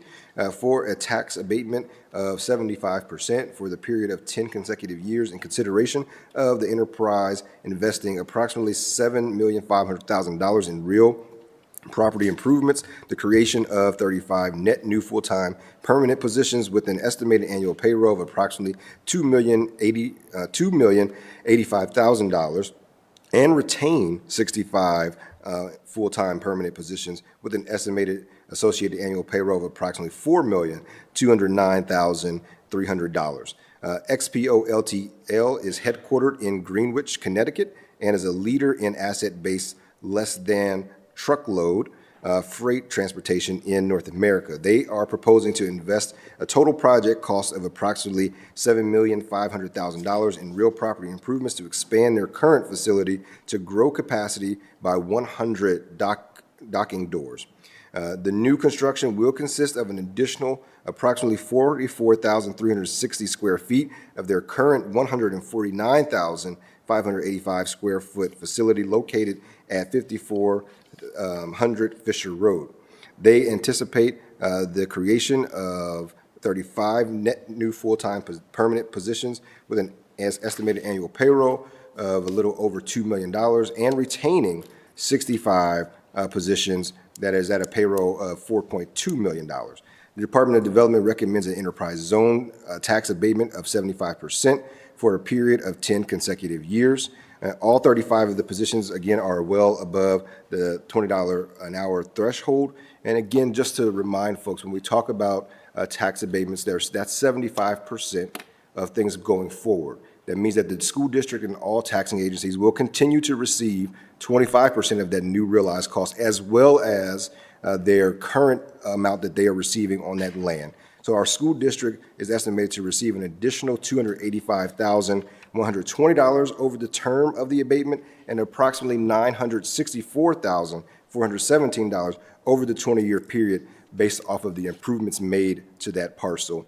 Again, I want to thank the Department of Development for this project in particular. If you heard me read in the legislation, this company is headquartered in Connecticut. They were looking to expand their capacity, and yes, although Columbus is a juggernaut in logistics, they have locations all across the country, and they could have chosen any other where. Actually, there were a couple other states and cities that were in their pipeline that they were looking at. But we put it together a great deal, went to them and worked with them to ensure that, one, we kept 65 folks employed here in the city of Columbus, but also provided an opportunity for 35 new individuals to get good paying jobs here in the city of Columbus. I'll pause there. Are there any questions or comments from my colleagues? Seeing none, I move for passage. Clerk, please call the roll. Bangston, Beatty, Day, Dorns, Green, White, President Harden. Passed. Thank you, Council President. That's all we have in my committees this evening. Thank you, Mr. Chair. Would the directors please give Councilmember Day a round of applause for me, please? I say that because we would have had to pull almost all of the legislation tonight if Councilmember Day who is very sick, was not on that camera tonight. I am very, very grateful for her for allowing us to pass emergencies tonight. We're going to take a 7-minute break, so you can get a break, council member, and then we'll go into zoning. Is there a motion to recess for zoning? Clerk, please call the roll. Bangston, Beatty, Day, Dorns, Green, White, President Harden. In recess.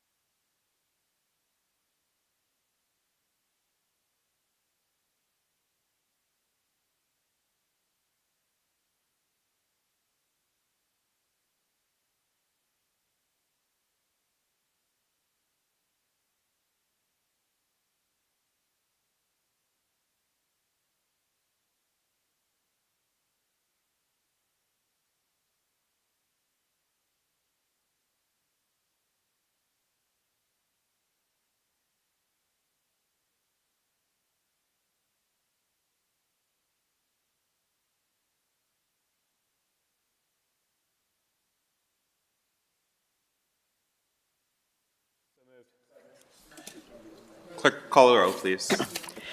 Bangston, Beatty, Dayakauer, Dorans, Green, White, President Harden. Thank you. We are in regular meeting number 13. Will now come to order.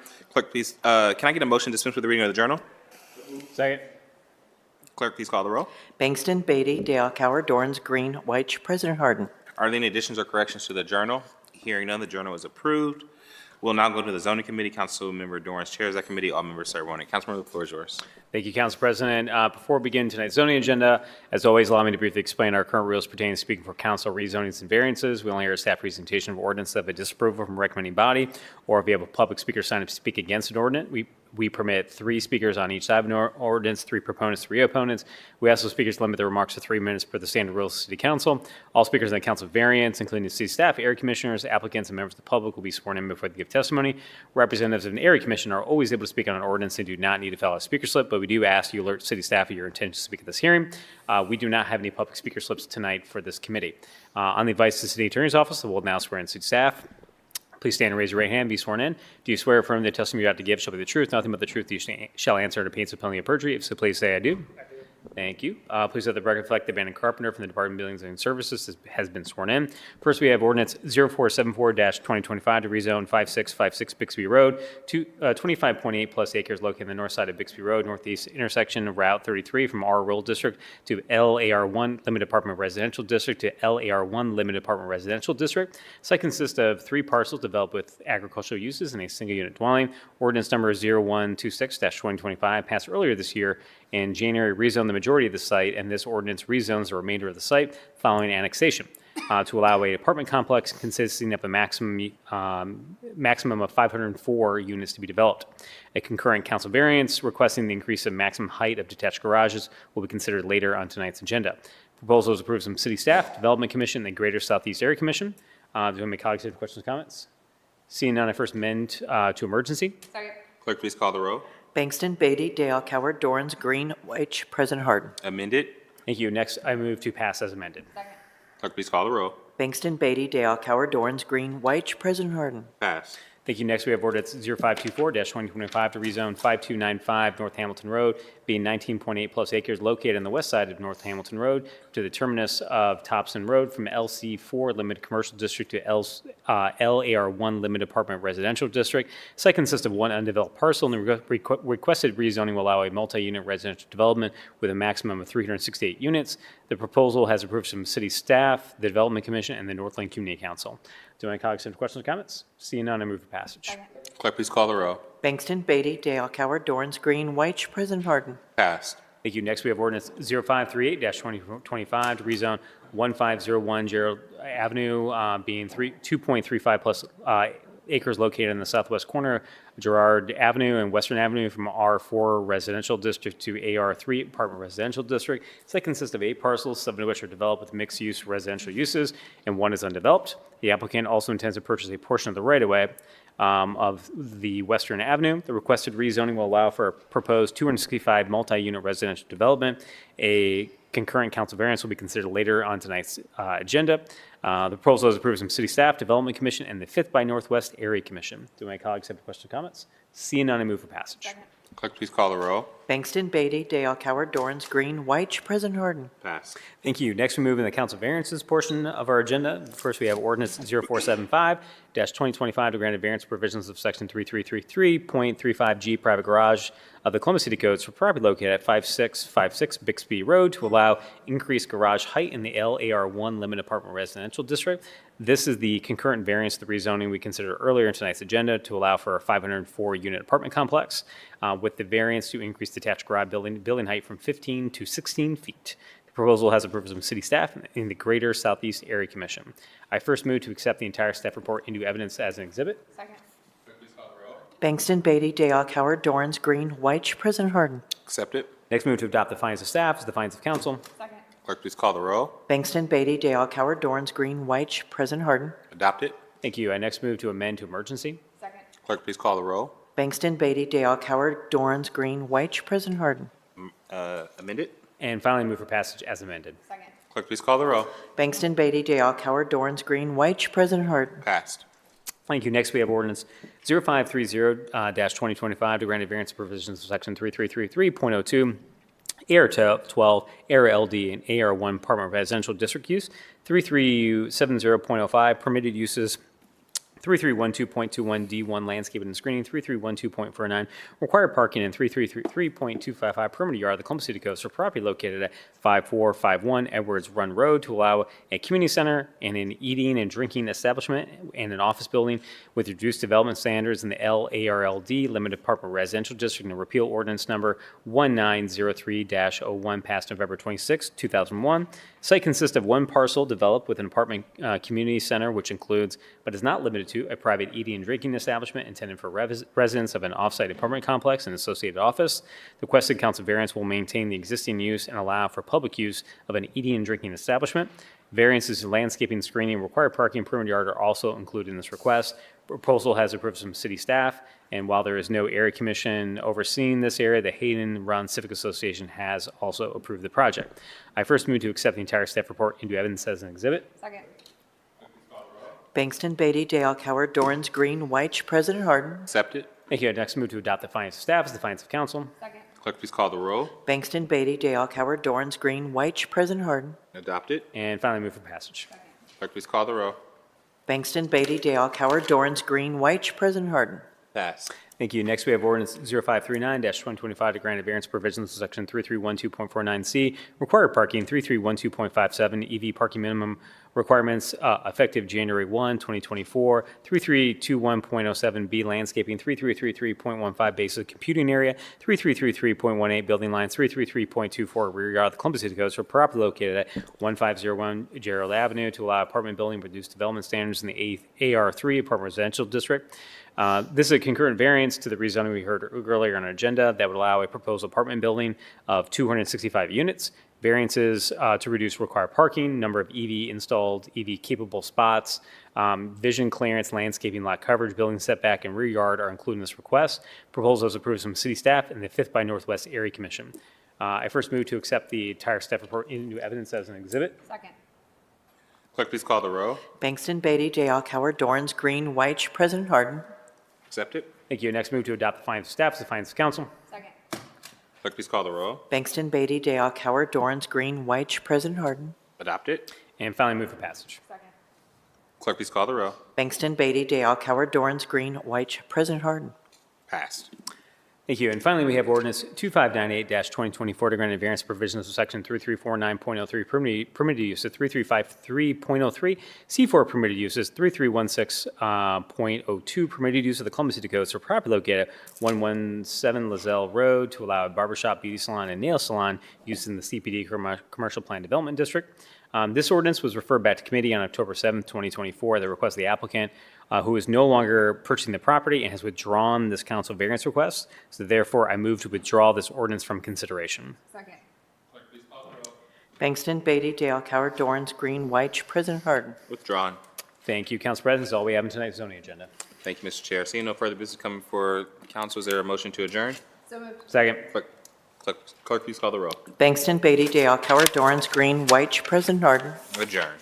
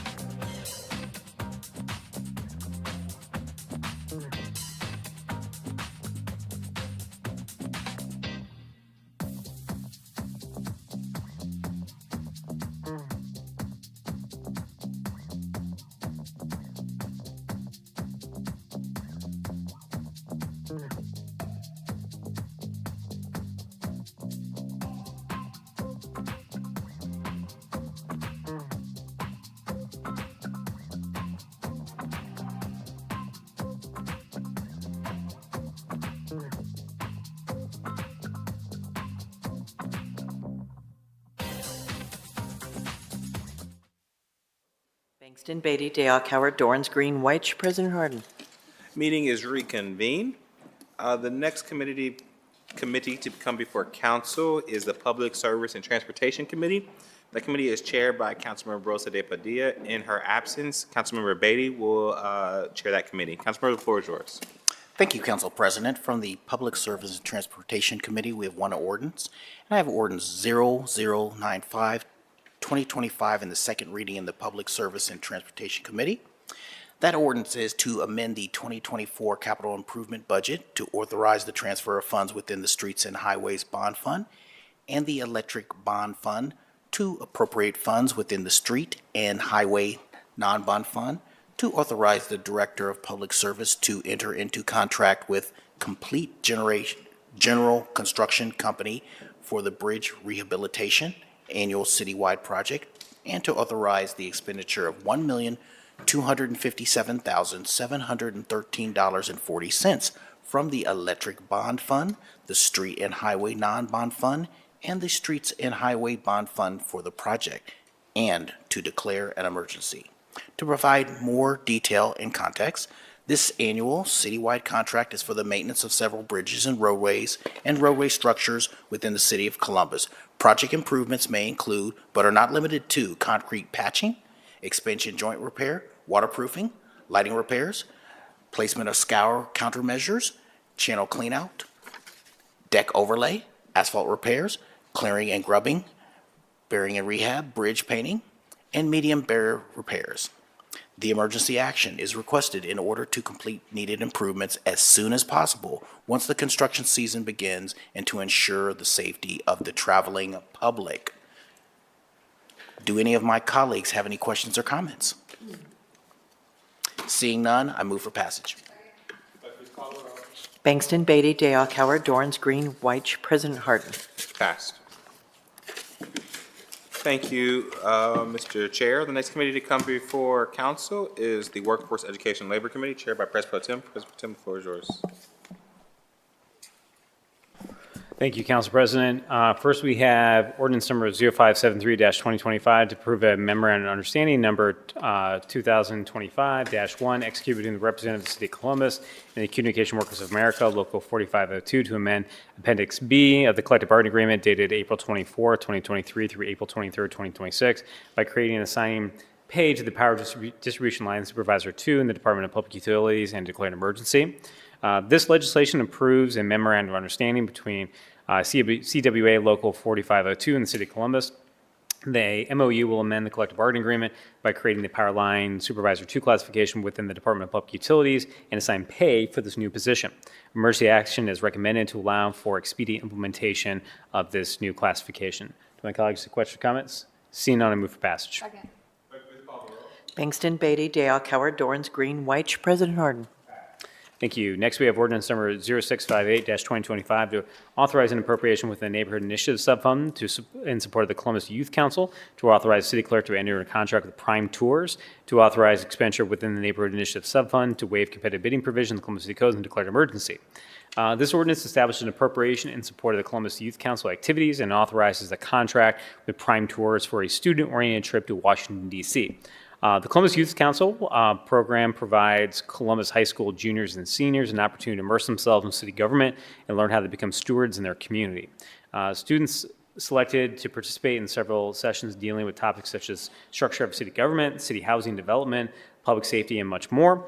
The end of the school year engagement for the current Youth Council cohort includes a trip to Washington, D.C. Students have the opportunity to leverage the knowledge they gained during these meetings with federal legislators in order to advocate for issues central to youth residents here in Columbus. Columbus City Council conducted an informal bidding by acquiring 3 quotes, and Prime Tours selected for probably the lowest bid. I want to thank Councilmember Remy, who is not here tonight again, who's leading this initiative and certainly following the footsteps of our former colleague, Councilwoman, now Prosecutor Favor, who helped reestablish this program a number of years ago, but excited to see that work continue into the future with Councilmember Remy. Unless there's any questions or comments, I move for passage. Second. Bangston, Beatty, Dale, Coward, Dorans, Green, White. President Harden. Thank you, Council President. That's all I have my committees this evening. Thank you, Mr. Chair. Next committee coming before council is the Health and Human Service and Equity Committee. That committee is chaired by Councilmember Green. Councilmember, the floor is yours. Thank you, Council President. Tonight we have one ordinance in our Health, Human Services, and Equity Committee. It is ordinance number 0488-2025 to authorize and direct the Board of Health to accept the FY26 Reproductive Health and Wellness Grant from the Ohio Department of Health in the amount of $1,564,000, to authorize the appropriation of $1,564,000, $564,000, I'm sorry, $1,564,000, and any additional funds from the unappropriated balance of the Health Department Grants Fund, and to declare an emergency. The Reproductive Health and Wellness Grant will allow for family planning and reproductive health services, including contraception, cancer screening, and sexual health services. Target populations include vulnerable men, women, and teens, minorities, and special populations such as residents living with a substance use disorder, incarcerated or formerly incarcerated individuals, and those experiencing homelessness. Columbus Public Health estimates the program is currently serving over 10,000 plus visits during the grant period based on past years. Are there any questions or comments from my colleagues? Seeing none, I move for passage. Clerk, please call the roll. Bangston, Beatty, Dale, Coward, Dorans, Green, White, President Harden. Passed. Thank you, Council President. That's all for me tonight. Thank you, Madam Chair. The next committee coming before council is the Public Safety and Criminal Justice Committee, chaired by Councilmember Remy. In his absence, I will chair the committee. First ordinance coming before council are for the committee is 0328-2025 to authorize the Director of Public Safety on behalf of the Division of Fire to enter into contract with and issue a purchase order to Phoenix Safety Outfitters LLC for the alteration and repair of the Division of Fire's turnout gear, to waive competitive bidding of the Columbus Revision Code, to authorize the expenditure of $100,000 from the general fund, and to declare an emergency. Are there any questions or comments for this ordinance? Hearing none, may I move for, is there a motion to approve? Clerk, call the roll. Bangston, Beatty, Dale, Coward, Dorans, Green, White, President Harden. Passed. Next ordinance to come before council is 0427-2025 to authorize the Director of the Department of Public Safety to enter into a new contract with the Change Healthcare Hold Company, Inc., DBA Change Healthcare Technology Enable Services, LLC, for EMS billing, collection, and reporting services for the Division of Fire, and to waive the competitive bidding provisions of the Columbus City Code, to authorize the expenditure of $1,500,000 from the general fund, and to declare an emergency. If there are no questions or comments, I move for passage. Clerk, please call the roll. Bangston, Beatty, Dale, Coward, Dorans, Green, White, President Harden. Next ordinance coming before council is 0445-2025 to authorize and direct the Director of Department of Public Safety to enter into contract with the Franklin County Board of Commissioners to expend funds for the use of the Franklin County Correction Centers for housing of City of Columbus prisoners, to authorize the expenditure of $2 million from the general fund, and to declare an emergency. If there are no questions or comments, I move for passage. Clerk, please call the roll. Bangston, Beatty, Dale, Coward, Dorans, Green, White, President Harden. Next ordinance coming for council is 0448-2025 to authorize the Director of the Department of Finance and Management on behalf of the municipal court clerk to enter a contract with 3SG and the provision of the software upgrade, to waive the competitive bidding provisions of Columbus City Code, to authorize an expenditure of $70,000 from municipal court bond fund, clerk computer fund, and to declare an emergency. If there are no questions or comments, I move for passage. Clerk, please call the roll.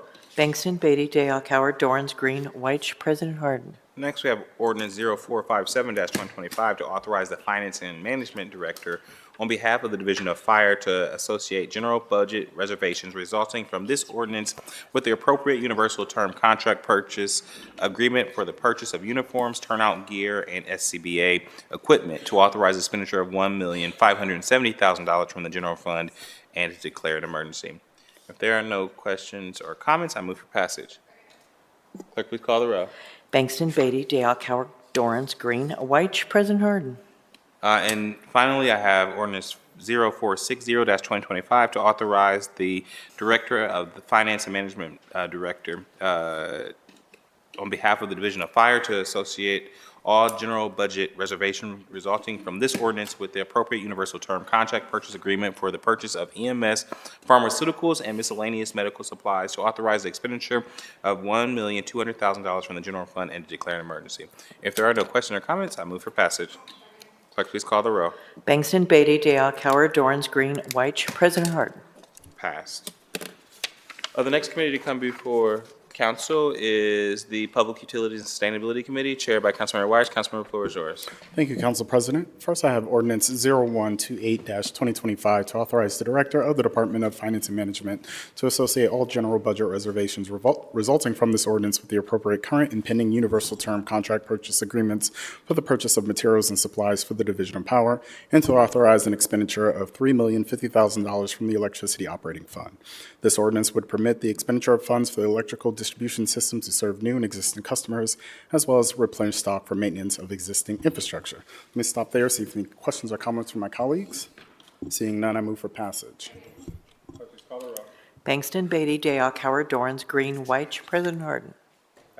Thank you. Next, I have ordinance 0136-2025 to authorize the expenditure of $14,500,000 or so much thereof as may be necessary from the Division of Refuse Collection General Fund to pay 2025 waste disposal tipping fees for the Division of Refuse Collection, to authorize the Director of Public Service to establish an encumbrance of $14,500,000 to pay refuse tipping fees to the Solid Waste Authority of Central Ohio for the Division of Refuse Collection pursuant to an existing lease agreement, and to declare an emergency.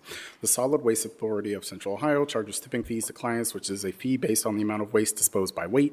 These fees fund the operation and maintenance of landfills. These dollars will be used to pay the tipping fees for 2025 to keep Columbus beautiful. Let me stop there, see if any questions or comments from my colleagues. Seeing none, I move for passage. Please call the row.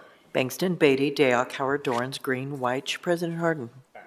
Thank you. Next, I have ordinance 0180-2025 to authorize the Director of the Department of Public Utilities to enter into a contract modification with Prime Construction Management and Survey Incorporated for the Construction Administration Construction Inspection Services 2023-2025 contract to appropriate funds within the Sanitary Revolving Loan Fund, to make this ordinance contingent upon the Ohio Water Development Authority approving a loan for this project, and to authorize the expenditure of up to $1,783,848.34 from the Sanitary Revolving Loan Fund to pay for the project. The Department of Public Utilities has an existing contract with Prime Construction Management and Survey Incorporated for the completion of projects between 2023 and 2025. The proposed ordinance would allow the Director to modify the contract as necessary for the city. Modifications would allow for additional funds to be appropriated from the Sanitary Revolving Loan Fund to ensure the company is paid for their services. Let me stop there, see if any questions or comments from my colleagues. Seeing none, I move for passage. Clerk, please call the row. Bangston, Beatty, Dale, Coward, Dorans, Green, White, President Harden. Passed. Thank you. Next, I have ordinance 0208-2025 to authorize the Director of the Department of Public Utilities to enter into a construction contract with Elford Incorporated for the Parsons Avenue Water Plant Control Room and Laboratory renovations, to amend the 2024 capital improvement budget, to authorize the appropriation and expenditure of $2,826,985 from the Water Supply Revolving Loan Account Fund for the contract, to make this ordinance contingent upon the Ohio Water Development Authority approving a loan for this project, to authorize the transfer of cash and appropriation within the Water Bond Fund, to authorize an expenditure of $2,000 from the Water Bond Fund to pay for construction administration and inspection expenses for the project, and to declare an emergency. After having issued an invitation for bid per competitive bidding provisions of the city code, the Department of Public Utilities needs to enter into a contract with the selected company for renovation services for the Parsons Avenue Water Plant. The services will update and repair lighting, electrical systems, countertops, casework, sinks and fixtures, and other laboratory systems such as refrigeration, fume hoods, and deionized water systems. The appropriated funds are to ensure that the company is paid for their services. An emergency is declared to recognize the urgency of this project and contract if we wish to continue access to safe drinking water without disruption. Let me pause there and see if there are any questions or comments from my colleagues. Seeing none, I move for passage. Clerk, please call the roll. Bangston, Beatty, Dale, Coward, Dorans, Green, White, President Harden. Passed. Thank you. Next, I have ordinance 0282-2025 to authorize the Finance and Management Director to associate all general budget reservations resulting from this ordinance with the appropriate current and pending universal term contract purchase agreements for the purchase of transformers and distribution switchgear for the Division of Power, and to authorize an expenditure of $4,500,000 from the Electricity Operating Fund. The ordinance would permit the expenditure of funds for the transformers and switchgear to serve new and existing customers, as well as replenish stock for maintenance of existing infrastructure.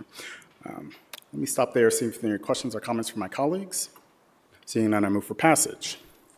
Clerk, please call the row. Bangston, Beatty, Day, Coward, Dorrance, Green, White, President Harden. Pass. Thank you. Next, I have ordinance 0294-2025 to authorize the Director of the Department of Public Utilities to renew for an additional year and modify the contract with Williams Forestry and Associates LLC for the Reservoir Restoration Project, and to authorize the expenditure of $1,400,000 from the Water Operating Fund. The Department of Public Utilities has an existing contract with Williams Forestry and Associates LLC for the completion of the Reservoir Restoration Project. The proposed ordinance would allow the Director to modify the contract as necessary. Modifications would allow for additional funds to be appropriated from the Water Operating Fund to ensure the company is paid for their services. Let me pause there, see if any questions or comments from my colleagues. Seeing none, I move for passage. Clerk, please call the row.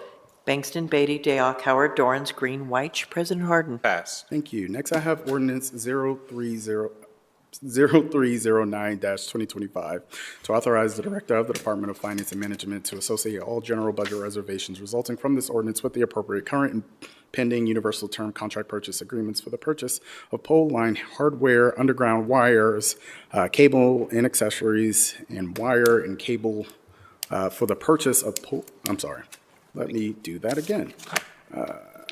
To authorize the Director of the Department of Finance and Management to associate all general budget reservations resulting from this ordinance with the appropriate current and pending universal term contract purchase agreements for the purchase of pole line hardware, underground wire, cable and accessories, and wire and cable for the division of power, to authorize the expenditure of $3 million from the Electricity Operating Fund. This ordinance would permit the expenditure of funds for pole line hardware, cables, and wires to serve new and existing customers, as well as replenish stock for maintenance and existing infrastructure. Let me stop there. If there's any questions or comments from my colleagues, seeing none, I move for passage. Clerk, please call the row. Bangston, Beatty, Day, Coward, Dorrance, Green, White, President Harden. Pass. Thank you. Next, I have ordinance 0320-2025 to authorize the Director of Public Utilities to renew the contract for an additional year and modify to add funding to the contract for emergency and non-emergency service for electric transmission, distribution, and street lighting systems with New River Electrical Corporation for the Division of Power, and to authorize an expenditure of $2,750,000 from the Electricity Operating Fund. The ordinance would permit the expenditure of funds for installing, repairing, and removing electrical systems from power outages, weather events, vehicle accidents, vandalism, and other disturbances. Let me pause there, see if there are any questions or comments from my colleagues. Seeing none, I move for passage. Clerk, please call the row. Bangston, Beatty, Day, Coward, Dorrance, Green, White, President Harden. Pass. Thank you. Next, I have ordinance 0339-2025 to authorize the Finance and Management Director to associate all general budget reservations resulting from this ordinance with the appropriate current and pending universal term contract purchase agreements for the purchase of materials and supplies and services for the Division of Sewerage and Drainage, Southerly Wastewater Treatment Plant, and to authorize an expenditure of $2,940,000 from the Sewerage Operating Fund. The ordinance would fund building and construction materials and services, consumable and decorative facility supplies, lab supplies, PPE, and more. Let me pause there and see if there are any questions or comments from my colleagues. Seeing none, I move for passage. Clerk, please call the row. Bangston, Beatty, Day, Coward, Dorrance, Green, White, President Harden. Pass. Thank you. Next, I have ordinance 0362-2025 to authorize the Director of the Department of Public Utilities to modify the contract with RCC Global LLC for the Customer Information Systems and Integrated Systems Upgrade Project, and to authorize an expenditure of $10,669,387.40, split between the electricity, water, sanitary sewer, and stormwater operating funds. The Department of Public Utilities has an existing contract with RCC Global LLC for this project. The proposed ordinance would allow the Director to modify the contract as necessary. Modifications would allow for additional funds to be appropriated from the electricity, water, sanitary sewer, and stormwater operating funds to ensure the company is paid for their services. Let me stop there and see if there are any questions or comments from my colleagues. Seeing none, I move for passage. Clerk, please call the row. Bangston, Beatty, Day, Coward, Dorrance, Green, White, President Harden. Passed. Thank you. And last, I have ordinance 0472-2025 to authorize the Director of Public Service to renew the contract with Rumpke of Ohio Incorporated for yard waste and recycling collection services, to authorize the expenditure of $18,830,356 from the general fund for the 9th year of the contract, and to declare an emergency. This ordinance is necessary to pay for services from Rumpke to divert organic materials and recyclables from mainstream landfills to limit the emission of gases that cause global warming. An emergency is declared to prevent delays in services that would put the city plagued with litter. Let me stop there, see if any questions or comments from my colleagues. Seeing none, I move for passage. Clerk, please call the row. Bangston, Beatty, Day, Alcoward, Dorrance, Green, White, President Harden. Passed. Thank you. That is all I have from my committee this evening. Thank you, Mr. Chair. Seeing no further business to come before council, is there a motion to adjourn? Clerk, please call the row. Bangston, Beatty, Day, Alcoward, Dorrance, Green, White, President Harden. Meeting is adjourned. We have two non-agenda speakers.